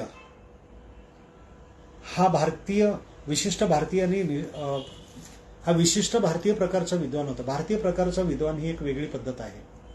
ती शांतताप्रेमी, कठोर, काव्यबाज, अत्यंत विद्वान, स्वाभिमानी, निस्वार्थी होता. भारतीय विद्वान असणं त्याची ही बेसिक नीड आहे. तो शांतताप्रेमी असला पाहिजे, कठोर, काव्यबाज, विद्वान, स्वाभिमानी आणि निस्वार्थी असला पाहिजे. अत्यंत विद्वान व्यक्ती अशी त्यांची ख्याती होती. काही राजांनी आणि प्रमुख सरदारांनी चंद्रगुप्ताला विरोध केला आणि एकत्र येऊन राज्याच्या विरोधात युद्ध पुकारले. चंद्रगुप्ताने चाणक्याला संरक्षणाची धुरा सांभाळण्यासाठी पाचारण केल्याने एक महान मुत्सदी व श्रेष्ठ राजकारणी असलेल्या व्यक्तीने शत्रूच्या आघाडीला युद्ध किंवा अगदी छोटीशी लढाई न करता संभ्रमित करून पराभूत करण्यात यश मिळवले. कसे का असेना शत्रूला पराभूत करण्यात आले. त्यानंतर खरी कसोटी होती. चंद्रगुप्ताने चाणक्याला पुढे काय करायचे याविषयी सल्ला विचारला. चाणक्य म्हणतात की त्याचं कार्य होतं शत्रूची वाहतात ते त्यांनी करून तुम्हाला विजय मिळवून दिलेला आहे. आता एकच त्यांची इच्छा आहे की जबाबदारी मुक्त व्हायचं, जंगलात जायचं, तिथं वाचनात आणि लेखनात त्यांचा पुढचा वेळ व्यतीत करायचा. आता चंद्रगुप्ताला चाणक्यानं प्रधान म्हणून भूमिका त्यांना द्यायची होती, महामत्य म्हणतो आपण. तर ते म्हणतात की तुम्ही गेला तर ही जागा कुणाला द्यायची. त्यावेळेला ते सांगतात की भारतीय विचारसरणीचे प्रतीक होतं. त्यांनी पराभूत झालेल्या शत्रूच्या सेनाप्रमुखाला मुख्य अधिकारी नेमा म्हणून सांगितलं. महाराक्षस ज्याचं नाव आहे, मुद्रा राक्षसा, त्याच्यावरती मोठं नाटकही आपल्या देशात गाजतं. तर शांतता अबाधित राखण्यासाठी आणि राज्याविषयी सदिच्छा निर्माण करण्याचा तोच एकमेव मार्ग आहे. हे 2000 वर्षापूर्वीचे सहस्त्र होते ते याबरोबर आहे. म्हणजे पंडित नेहरूंनी चंद्रगुप्त चाणक्याला जो चाणक्याने सल्ला दिलेला आहे तो सांगतात की चाणक्याने सांगितलं की आता शत्रुत्व संपलेलं आहे, शत्रूचा जो महामात्य होता त्यालाच तुझा महामात्य बनव, म्हणजे पुन्हा तो तुझ्या विरुद्ध चळवळ करणार नाही. रामायणामध्ये रामाने रावणाचा वध केल्यानंतर त्याचा धाकटा भाऊ बिभीषण त्यालाच राज्य दिलं. कृष्णाने कंसमामाचा ज्यावेळेला वध केला त्यावेळेला कंसांचे वडील जे आहेत उग्रसेन त्यांना ते राज्य दिलं. जरासंधाचा वध केल्यानंतर जरासंधाच्या मुलाला ते राज्य दिलं, स्वतः ते राज्य घेतलं नाही. आणि इथंच शत्रुत्वाची एक मालिका जी तयार होते, सुडाचा सूड, ती बंद करण्याची रामकृष्णाची जी भूमिका आहे, चाणक्याची भूमिका आहे, तीच भूमिका आपल्यामध्ये आपण रुजवली पाहिजे. इथं सुडाचं राजकारण कसं झालं आपल्या देशामध्ये आज जी परिस्थिती आहे, आणि शकुनी मामा सारखं वागून स्वतःला ज्यावेळेला लोक चाणक्य समजायला किंवा अरे चाणक्य समजायला सुरुवात करतात त्यावेळेला ते किती दुर्दैवी घटना असू शकते हे आपण समजून घेतलं पाहिजे. पंडित नेहरूंच्या बद्दल बोलताना हिंदू धर्मावरती अतिशय डिटेलमध्ये त्यांनी लिहिलेलं आहे. त्याचबरोबर बनारसचा एक अनुभव त्यांनी दिलेला 1926-27 दरम्यान नंतर ज्यावेळेला शारदा विवाह कायदा पारित होण्याची शक्यता होती आणि त्यावेळेला बनारसमध्ये ते आणि गांधीजींचे देवदास गांधी म्हणून जे पुत्र आहेत ते दोघे एका कारमधून चालले होते. एक मोर्चा मोठा चालला होता. त्या मोर्चाचं वर्णन ते म्हणतात की आम्ही त्यांच्या पद्धतीने खूपच प्रतिगामी असलेल्या ब्राह्मणांना पाहिले. त्यांच्या कपाळावर जातीचा टेंबा मिरवणारे सगळ्या प्रकारचे टिळे होते. ते दाढीवाल्या मौलवींच्या खांद्याला खांद्या लावून पुढे चालले होते. घाटावरच्या पुरोहितांनी मशिदीमधील मुलांशी बंदुका प्रस्थापित केला होता आणि त्यांनी अतिशय उत्साहाने हातात धरलेल्या फलकावर हिंदू मुस्लिम एकता की जय, हिंदू मुस्लिम ऐक्याचा विजय अशी घोषणा लिहिलेली होती. ही गोष्ट समाधानकारक आहे. परंतु पंडित नेहरू म्हणतात की हे विरोध कशाला करतायत, तर मुलीचं वय लग्नापेक्षा 14 वर्षापेक्षा कमी असू नये याला विरोध करतायत. आणि ते पुढे म्हणतात की बनारसच्या एका ख्यातनाम वैद्याने तर त्यांना सांगितलं की प्राचीन धर्माशी असलेली निष्ठा जाहीर करण्यासाठी शारदा कायद्यासारख्या नवीन कायद्याला विरोध दाखवण्यासाठी त्याने कायद्याने निश्चित केलेल्या वयाहून लहान असलेल्या एखाद्या मुलीशी विवाह केला असता त्यावेळी त्याचे वय 60 असले तरी मी करेनच असे त्यांनी सांगितले. म्हणजे 60 वर्षाचा एक वैद्य म्हणतो की हा कायद्याचा निषेध म्हणून मी 14 वर्षाच्या खालील मुलीशी आता लग्न करणार, मी करायला तयार आहे. अर्थात त्याला विकृत मानसिकता म्हणण्यापलीकडे दुसरं आपल्याकडे काय नाहीये. आणि श्रद्धा आणि धर्म याच्यावरती किती गोंधळ असतो हा त्यांनी इथं उल्लेख केलेला आहे. आता ग्लाइम्स ऑफ वर्ल्ड हिस्ट्रीमध्ये मी सांगितलं तसं त्यांनी एवढं वेगवेगळं वर्णन केलं होतं ह्या ग्रंथामध्ये की येशू ख्रिस्तावरती लिहिलंय, त्यांचं कामाबद्दल लिहिलेलं आहे, उपनिषदांच्यावरती त्यांनी भरपूर चर्चा केलेली आहे. महाभारत रामायण ते आपण डिस्कवरी ऑफ वर्ल्डमध्ये थोडंसं बघणार आहोत. पण तुम्हाला एक आठवण फक्त मला अशी सांगायची आहे की नॉर्मन कजिन्स म्हणून एक अमेरिकन पत्रकार होते आणि त्यांनी पंडित नेहरूंचं वर्णन केलं होतं की त्यांच्या व्यक्तिमत्वातून एक पुरुष समोर येत नाही तर अनेक पुरुषांची मिरवणूक समोर येते म्हटले. ते एक राष्ट्रीय नायक आहेत, मुत्सद्दी राजकारणी आहेत, इतिहासतज्ञ आहेत, शिक्षण तज्ज्ञ आहेत, एक लेखक आहेत आणि असं सगळ्यांचा एक समुच्चय त्यांच्यात. ते म्हणजे पाश्चात्य संस्कृतीच्या बुद्धिवादाचे एक फलित होते आणि पाश्चात्यांना घाबरलेल्या कोट्यवधी आशियाई आणि आफ्रिकन लोकांचे त्यांना प्रतिमाक्त नेता म्हटलं जायचं. त्यांनी त्याच्या आठवणीमध्ये सांगितले की दिल्लीमध्ये एका मुस्लिमावरती ज्यावेळेला पाठीवर सुरा खुपसण्याचा प्रयत्न एक हिंदू करत होता, तो वरच्यावर वार झेलून त्यांनी स्वतःचा जीव धोक्यात घालून त्या मुस्लिमाचा ज्यावेळेला जीव वाचवला त्यावेळेला हजारो मुस्लिमांनी दिल्लीतून जे पलायन करून पाकिस्तानमध्ये जाणार होते त्यांनी भारतामध्ये थांबायचं मान्य केलं आणि ते भारत सोडून गेलेले नाहीत. आणि अशा पंडित नेहरूंच्या बरोबर चर्चेमध्ये त्यांनी त्यांच्या एका मित्राची गंमत सांगितली. पंडित नेहरू त्यांना सांगतात की एक मित्र म्हणे घरी आला होता आणि तो त्यांना म्हणतो की अरे तुम्ही किती कर लावलेले आहेत, माझं दिल्लीतलं घर आहे त्याचा मला कर भरावा लागतो, शिकारीसाठी ठेवलेलं घर आहे किंवा मालमत्ता आहे, प्रॉपर्टी ज्याला आपण म्हणतो जंगल आणि फार्म हाऊस असेल त्याचा कर भरावा लागतो. बंगलोरमधलं माझं घर आहे त्याचाही कर भरावा लागतो, आणि मुंबईतल्या जुहूवरच्या किनारपट्टीवरचं घर आहे त्यालाही कर भरावा लागतो. हे एवढे तू याच्यातले काही कर कमी का करत नाहीस? तर पंडित नेहरू त्याला सांगतात की बाबा रे, तू 1-2 घरांचा त्याग करायचा विचार का करत नाहीस? तर तो मित्र म्हणतो की अरे, आयुष्यभराच्या मित्राला देण्याचा हा कुठल्या प्रकारचा सल्ला आहे? आणि तो विषय तिथं मिटतो. पंडित नेहरू म्हणतात की मी ऐशारामी मालमत्ता जप्त करण्याच्या कायद्यासाठी भांडतोय, आणि या माणसाला मी कराचा परतावा द्यावा असे वाटते. यामुळे तर ही गोष्ट आणखी अप्रादिक बनते. प्रत्येक माणसाला आपल्या स्वतःच्या स्वप्नाच्या जगातच रमायचे असते असे मला वाटते. हम दो हमारे दो, आता जे काही आपल्याकडे चालू आहे त्या बॅकग्राऊंडवरती ह्या पंतप्रधानांचं कार्य आपण बघू. रिचर्ड ॲटनबरो ज्यावेळेला 26 मे 1963 ते पंडित नेहरूंना पहिल्यांदा भेटलेले आहेत. लॉर्ड माउंट बॅटननी मध्यस्थी केली होती, आणि गांधी हा चित्रपट काढण्याचं त्यांचं प्लॅनिंग जे 63 साली झालं होतं, त्यासाठी त्यांनी पंडित नेहरूंना भेटले. त्यांनी इंदिरा गांधीचं सहाय्य घ्यायला सांगितलं, आणि त्या पद्धतीनं आणि 80 साली तो चित्रपट प्रदर्शित झाला. 82 साली त्याला ऑस्कर मिळालं वगैरे, आपल्याला हा इतिहास माहिती आहे. त्यावेळेला त्यांनी पंडित नेहरूंनी जो सल्ला दिला ते म्हटले होते की तुम्ही काही करा पण गांधीजींना देवत्व बहाल करू नका. आम्ही भारतात ते आधीच केले आहे, पण गांधीजी हे माणूस म्हणून इतके महान, इतके श्रेष्ठ होते की त्यांना देवत्व बहाल करण्याची गरजच नाही. आणि अशा पद्धतीनं काय होतं की एखाद्या व्यक्तीला ज्यावेळेला आपण देवत्व बहाल करतो, देवत्व बहाल केल्यानंतर हे सगळं ईश्वरी शक्तीमुळे शक्य आहे. जसं शिवाजी महाराजांना जर आपण देवत्व बहाल केलं तर त्यांनी जे पराक्रम केलेले आहेत आणि स्वतःच्या जीवाची बाजी लावून जे त्यांनी आग्र्याची सुटका असेल, औरंगजेबाच्या तावडीतून निसटणं असेल, शाहिस्तेखानाची बोटं तोडणं असेल, अफजल खानाचा वध असेल, पन्हाळ्यावरून त्यांनी जी सुटका केलेली ती असेल, तर ही ईश्वरी शक्ती म्हटलं की विषयच मिटला. पण ते जर ईश्वरी शक्ती नाही, स्वतःच्या कर्तृत्वाने त्यांनी जर केलं, हे जर तरुणांना समजलं आणि समजावून सांगितलं, तर त्याच्यातून तरुणांच्या मध्ये अतिशय मोठा पॉझिटिव्ह पॉईंट निर्माण होईल. ह्याच्यासाठी आपण प्रयत्नशील झालं पाहिजे. त्यांना भगवंताच्या, परमेश्वराच्या, ईश्वराच्या लीलेचा भाग म्हणून जर दाखवला तर आपल्याला तशी पराक्रम करण्याची ताकद, शक्ती आपल्याला येणार नाही. आणि त्याच्यासाठी आपण दैवतीकरण करणं बंद केलं पाहिजे. हे आपल्या देशाच्या प्रगतीसाठी आणि तरुण पिढीच्या भवितव्यासाठी महत्वाचं आहे. आता भारताचा साक्षात्कार सिंधू खोऱ्याबद्दल त्यांनी लिहिताना जे स्पष्टपणे सांगितलेलं आहे की 31-36 दरम्यान मी 2दा मोहनजोदडोला गेलोय.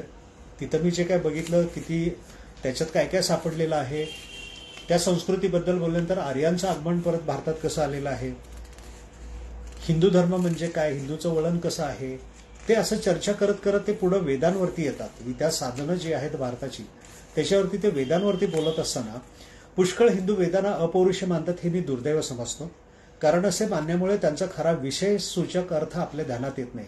आणि तो हा की विचाराच्या प्रथमावस्थेत मानवी मनाची एक एक पाकळी कशी उकलत होती हे या वेदामध्ये पाहावे. आणि या वेदात दिसणारे मानवी मन पाहिले की आपण थक्क होतो. मग त्यांनी सुक्त, स्तोत्र, यथार्थविद्या, जादूटोणा, निसर्गाचे वर्णन, जिवंत जीवन जगण्याची वृत्ती. मी तुम्हाला सांगितले की ऋग्वेदामध्ये हजारो मागण्या आहेत, पण स्वर्गप्राप्तीची मागणी फक्त 5 वेळा आहे. तर हे सगळं पॉइंट टू पॉइंट लिखाण पंडित नेहरूने वेदांच्या वरती केलेलं आहे. आपण भारतीय खोज जर हे बघितले असेल, एक सिरियल जर याच्यावरती तयार झालेली होती, ती जर बघितली असेल तर त्याच्यामध्ये त्यांनी नासदीय सूक्त जे देतं, म्हणजे ज्या सत के पहले कुछ भी नहीं था, सत भी नहीं था, असत भी नहीं था, जे पहिलं गाणं तयार सुरू होतं ना, तर ते नासदीय सूक्त आहे ना, विश्वनिर्मितीचं अतिशय सुंदर वर्णन करणारं ऋग्वेदातलं सगळ्यात महत्वाचं सूक्त आहे. त्याच्यावरती पंडित नेहरूंनी पान नंबर 100 वरती या ग्रंथाच्या डिटेलमध्ये डिस्कस केलेलं आहे. त्यावेळच्या वैदिक ऋषींची त्या काळातली प्रवृत्ती निवृत्ती कशी होती याच्यावरती त्यांनी चर्चा केलेली आहे. त्याच्यानंतर पुढे जाताना उपनिषदांच्या वरती ते बोलतात की उपनिषदांचा काळ इसवी पूर्व 1800च्या दरम्यानचा आहे, आणि त्याच्यामध्ये काय काय आहे त्याच्यावरती ते 15-20 पानं चर्चा केलेली आहे. महाभारत, रामायण याच्यावरती त्यांनी बोललेलं आहे. आणि हे सगळं करत असताना षडदर्शनावरती अतिशय डिटेलमध्ये त्यांनी चर्चा केलेली आहे. डिटेलमध्ये डिस्कशन केलं. योगावरती जे डिस्कशन झालं ते आपण बघितलं. तसं 6 दर्शनं जी आहेत, तर ते 6 दर्शनांच्यावरती अतिशय छानपैकी माहिती त्यांनी दिलेली आहे. न्याय, वैशेषिक, सांख्य, योग, मीमांसा, वेदांत अशी 6 दर्शनांनी त्याच्यावरती त्यांनी चर्चा केलेली आहे.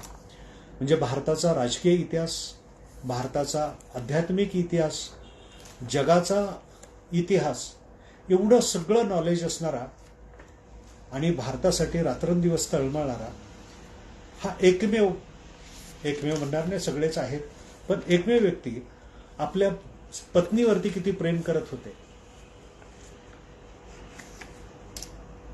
त्यांनी त्यांच्या मृत्यूच्या काळातल्या काही घटना लिहिलेल्या आहेत. म्हणजे बेडन वेलर लॉसेन हा जो चॅप्टर त्यांनी याच्यामध्ये लिहिलाय भारताचा शोधमध्ये, सुरुवातीलाच त्यांनी लिहिलेला आहे 43च्या दरम्यान. म्हणजे 36 साली त्यांचा मृत्यू झालाय कमलाचा, पण ती आठवण त्यांनी तुरुंगात जी आलेली आहे.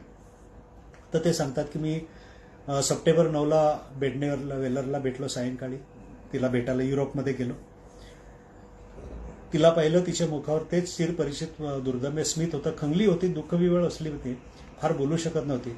आम्ही थोडं बोलत होतो. तिला थकवा दिसताच मी बोलले थांबवी. कधी कधी मी तिला पर्ल बकची गूढ अर्थ कादंबरी वाचून दाखवली, आणखीनही इतर पुस्तकं तिला वाचून दाखवली. आणि मग आम्ही ज्या वेळेला एकत्र असतो तर त्यावेळेला आम्ही जुन्या आठवणी काढायचो. हिंदुस्थानात उभे त्यांच्या मित्रासंबंधी बोलायचो, कधी कधी भविष्यासंबंधी आम्ही बोलायचो. पुढे काय करायचे बेट ठरत, परंतु त्या बोलण्यात एक प्रकारची वेडी आशा असे. जरी तिची प्रकृती अत्यवस्थ होते तरी आशेने ती भविष्यकाळाला चिकटून राहिली. तिचे डोळे तेजस्वी चैतन्यमय दिसत व चर्यानेहमी उत्साही आनंदी दिसे. अधूनमधून कशी कुणी मित्र आहेत, कल्पनेपेक्षा तिची स्थिती सुधारली पाहून त्यांना आश्चर्य वाटे. तेजस्वी डोळे व हसरी मुद्रा यामुळे ती फसवणूक होई सर्वांची. आमचे लग्न होऊन 20 वर्षे झाली तरी तिच्या मनाने तिच्या आध्यात्मिकतेचे नवीन स्वरूप मला अधूनमधून दिसायचं आणि मी थक्क व्हायचो.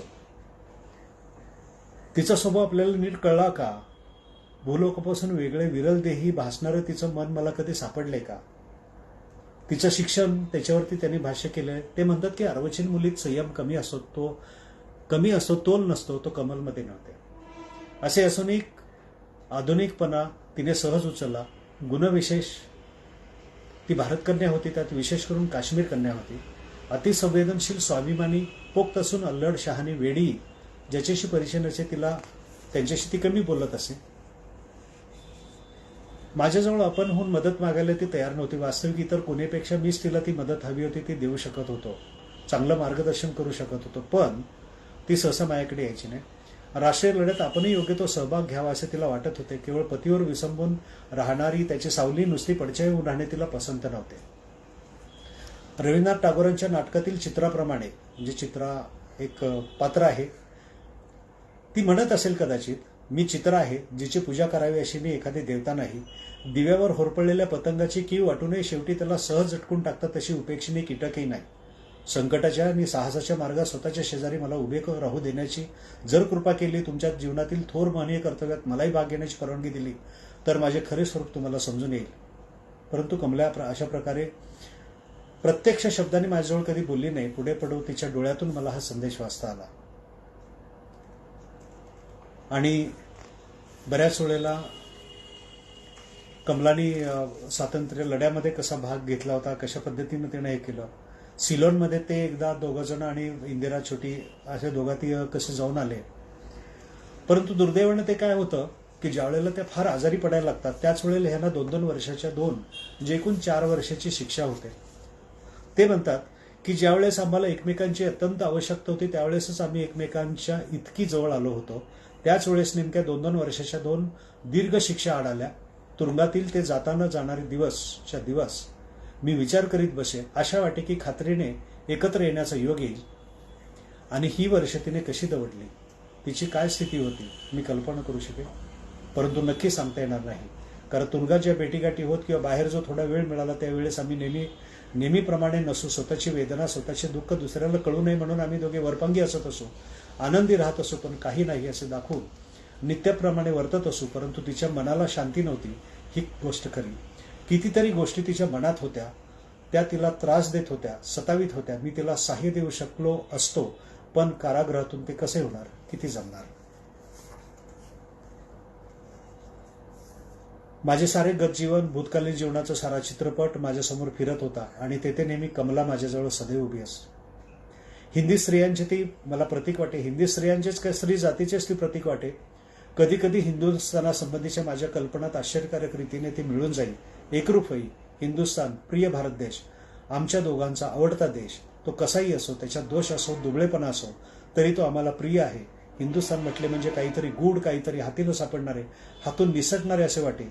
कमला मला अशीच नव्हती का? हिंदुस्थानी बाजारात आमची अनेक चित्रे विकायला मांडलेली असत. एका चित्रात आम्ही दोघे जोडीने होतो. आमच्या चित्राच्या खाली आदर्श जोडी असे शब्द छापलेले होते, परस्परांना अनुरूप. आणि मग ते त्याच्यावरती पूर्ण चर्चा करत फार संवेदनशील पद्धतीनं लिहिलेलं आहे. शेवटी 28 फेब्रुवारीला 1936ला कमला नेहरूंचा मृत्यू होतो. मित्र, आमचे काही भरवशाचे मित्र, म्हणजे मी आपल्याला मागे सांगितले की नेताजी सुभाषचंद्र बोस आणि इतर होते मित्र, त्यांच्या सोबती बनलेले डॉक्टर एम आताल तिथे जवळ होतो. स्वित्झर्लंडमधील जवळच्या गावातून दुसरे स्नेही आले. आम्ही लॉसेनमधील स्मशानभूमीत तिला आम्ही नेले. एका क्षणात त्या सुंदर शहराची, त्या सदैव प्रसन्न हसऱ्या चेहऱ्याची चिमूटभर राख बनली. इतके चैतन्य, इतका उत्साह, इतके ते सारे निघून गेले व राहिलेल्या नश्वराचा अवशेष एका लहानशा कुंभात मावला. म्हणजे एक छोटासा कुंभ. आणि नंतर लगेच भारतात निघून येणं. राष्ट्रीय काँग्रेसचं त्यांना अध्यक्षही बनवून ठेवलं होतं, कारण लोकांना माहिती होतं की ते पत्नीच्या आजारपणामुळं आणि याच्यामुळं दुःखी आहेत. तर भारतात लवकर त्यांनी यावं आणि सतत बिझी राहावं याच्यासाठी प्रयत्न करणार होते.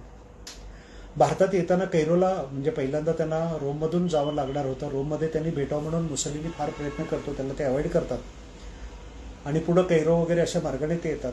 शेवटी ते म्हणतात की कैरो सोडल्यानंतर तासच्या तास त्या ओसाड वाळवंटावरून जात असता माझ्या मनाला आता कमला नाही, यापुढे आपण एकटेच. या भयंकर विचाराची एकदम मगरमिटी बसली व सारे शून्य उदास वाटू लागले. मी घरी एकटा परत जात होतो, पण आता मला घर कसे, पूर्वीचे का आता घर होते. माझ्या शेजारच्या करंडीत रक्षाकुंभ होता. तेवढेच काय ते कमलाचे शिल्लक राहिले आणि आमची दोघांची आशा स्वप्ने मरून त्यांची राखच राहिली. यापुढे कमला नाही, यापुढे कमला नाही, हे शब्द मन पुन्हा पुन्हा म्हणत होते. आणि तुम्हाला सांगतो, त्यांच्या निकटवर्तीयांच्या सगळ्यांच्या आठवणी आहेत की त्यांनी म्हटले की त्यांनी रक्षेचं विसर्जन अलाहाबादच्या घाटावरती केलेलं होतं. थोडीशी कमला नेहरूंची रक्षा त्यांनी आपल्या जवळ ठेवली होती आणि ते तुरुंगात असताना, ते जगप्रवासात असताना, भारतामध्ये प्रवास करताना, पंतप्रधान कार्यालयात असताना त्यांच्या खिशामध्ये सतत त्यांच्या पत्नीच्या रक्षेची ती पुरचंडी, ती छोटीशी पुडी आणि त्यांचा एक छोटासा फोटो असेल. एवढं प्रेम करणारा एक आदर्श पती पंडित नेहरूंमध्ये आपल्याला पाहायला मिळतो. ते किती संवेदनशील होते. अहमदनगरच्या तुरुंगामध्ये चले जाव चळवळीनंतर ज्यावेळेला त्यांना तुरुंगात टाकलं आणि ज्याच्यामध्ये डिस्कव्हरी ऑफ इंडिया त्यांनी हा ग्रंथ लिहिला, तर ते अटक झाल्यानंतर तिथे गेल्यानंतर ते म्हणतात, चंद्राबद्दल ते म्हटलेत, माझी तुरुंगवासाची मागची खेपही शुक्ल पक्षाबरोबर सुरू झाली होती. तेव्हा दीपावली होती, प्रकाशाची रोषणाई, उत्सव नुकता संपला, चंद्रकोर दिसू लागली. चंद्र हा मला तुरुंगातील चिरमित्र वाटे. अधिक परिचयामुळे आमची जवळची मैत्री जमली. चंद्र म्हणजे जगातील रमणीयतेचे स्मरण करून देणारा, जीवनातील क्षयवृद्धीची आठवण देणारा, रमणीयतेचे स्मरण करून देणारा, जीवनातील क्षयवृद्धीची आठवण देणारा, अंधारामागून येणाऱ्या प्रकाशाची, मरणानंतर येणाऱ्या जीवनाची अखंड परंपरा स्मृती करून देणारा, सदैव बदलणारा परंतु सदैव तोच आहे. चंद्राच्या निरनिळ्या कला मी पाहत आलो, त्याच्या निरनिळ्या दशा मी अवलोकल्या आहेत. संध्याकाळी मी कसा दिसतो, रात्रीच्या प्रशांत समयी किंवा उगवत्या दिवसाचे आसा फुलवणाऱ्या उषःकालाच्या मंदमधुर वातावरणात तो कसा दिसतो, ते सारे मी अवलोकले आहे. दिवसनी महिने मोजायला चंद्राचा किती बरे उपयोग आहे. चंद्र दिसत असला की त्याच्या आकारावरून महिन्याचा कोणता दिवस आहे तो बिनचूक सांगता येतो आणि तो शेतकऱ्याला कसा उपयोगी पडतो. म्हणजे पुन्हा इथंही त्यांचं शेतकरी पण जात नाही. मृत्यूबद्दल ते म्हणतात, मरणाचा मला फारसा मोह नाही, तरी त्याचे मला भय आहे असेही वाटत नाही. जीवनाकडे पाठ फिरवावी हे जीवनच नाही असे विचार मनाला पटत नाही. जीवनावर माझे प्रेम आहेच, अजूनही मला त्याचे आकर्षण आहे. म्हणूनच तर माझ्या सभोवती अदृश्य असे अनंत अडथळे असले तरी माझ्या विशिष्ट वृत्तीप्रमाणे या जीवनाचा अनुभव घेण्यासाठी मी उभा असतो, धडपडतो. परंतु जीवनाचा अनुभव घेण्याची माझी ही इच्छा मला जीवनाशी खेळायला लावते, त्यांच्याकडे डोकावून बघायला लावते. मी जीवनाचा गुलाम होऊ इच्छित नाही. आणि असे केल्यानेच आम्ही एकमेकास अधिक ओळखू, एकमेकांची अधिक किंमत करू. मी वैमानिक व्हायला पाहिजे होतं आणि म्हणजे जेव्हा जीवन कंटाळवाने वाटले असते तेव्हा मी एकदम उड्डाण करू शकलो असतो, मेघांच्या दाटीत घुसलो असतो आणि मग मनात म्हटले असते, गेली इतकी वर्षे जर जातील पुढची तीही बरोबर, वेळ काढला व्यर्थ धरेवर सर्व पाहिले पारखुणी तर. असे वाटते स्वैर फिरावे गुंगत या गगनात जगावे, असे जगावे असे मरावे करुण यमावर मात. म्हणजे अशा पद्धतीनं जीवनावरती प्रेम करणारे, देशावरती प्रेम करणारे आणि आपला भारत देश जगाला मार्गदर्शन करणारा देश व्हावा. पण त्यासाठी पहिल्यांदा आपण आपल्या छोट्या छोट्या गोष्टींमध्ये जी आपण भांडणं करतो, क्षुद्रपणा जो आहे, भेकडपणा जो आहे, तो आपण सोडून दिला पाहिजे. स्वतःच्या स्वार्थासाठी देशामध्ये जातीयतेची, धर्माची भांडणं लावून आपला देश बर्बाद होऊ नये अशी त्यांची इच्छा होती. त्यांनी त्यांच्या ग्रंथाच्या शेवटी लेनिनचा एक पॅरेग्राफ घेतलेला आहे आणि त्याच्यात त्यांनी म्हटले, मनुष्याला जे काही लाभले त्यात सर्वात बहुमोल म्हणजे त्याचे जीवन आणि हे आयुष्य त्याला एकदाच काय ते मिळावे असा नेम असल्यामुळे त्याने आपले जीवन असे काही जगावे की आपण मागे काही क्षुद्रपणाने, भेकड वृत्तीने काही केले अशा जाणीवेने त्याचे मन कधी पोळून निघू नये. काही ध्येय न धरता आपण उगीच एवढी यातायात सोसली असा त्याला पश्चाताप होऊ नये. त्याने आयुष्य असे जगावे की मरताना त्याला स्वतःला असे म्हणता येईल की माझे सारे जीवन, माझी सारी शक्ती या जगातल्या सर्वोत्तम कार्यापायी लागली आहे. ते कार्य म्हणजे अखिल मानवजातीला स्वातंत्र्याचा लाभ. ह्या सगळ्या याच्यातून आपल्या लक्षात येतं की पंडित नेहरू गौतम बुद्धाची भाषा बोलत आहेत. पंडित नेहरू ज्ञानेश्वरांची, नामदेवांची, तुकारामाची, एकनाथांची, शिवाजी महाराजांची, कबीराची, बाबरांची, महात्मा फुलेंची, महात्मा गांधींची भाषा बोलतायत. आणि या सगळ्या भाषा बोलणारा आणि तरी भारत हा शास्त्रीय आधारावरती वाढला गेला पाहिजे असं स्वप्न बघणारे पंडित नेहरू. आणि त्यांच्या टेबलावरती रॉबर्ट फ्रॉस्ट म्हणून एक जो जगविख्यात कवी आहे, त्याच्या कवितेच्या 2 ओळी आहेत. The woods are lovely dark and deep. म्हणजे आयुष्याचं जंगल हे खूप खोल आणि ज्याला आपण म्हणतो घनदाट आहे. And I have promise to keep. आणि मी वचनबद्ध आहे. And miles to go before I sleep. And miles to go before I sleep. म्हणजे अशा पद्धतीनं मला एक दिवस इथून जायचंच आहे, पण त्याच्या अगोदर मला भरपूर मोठा प्रवास करायचा आहे. The woods are lovely dark and deep. And I have promise to keep.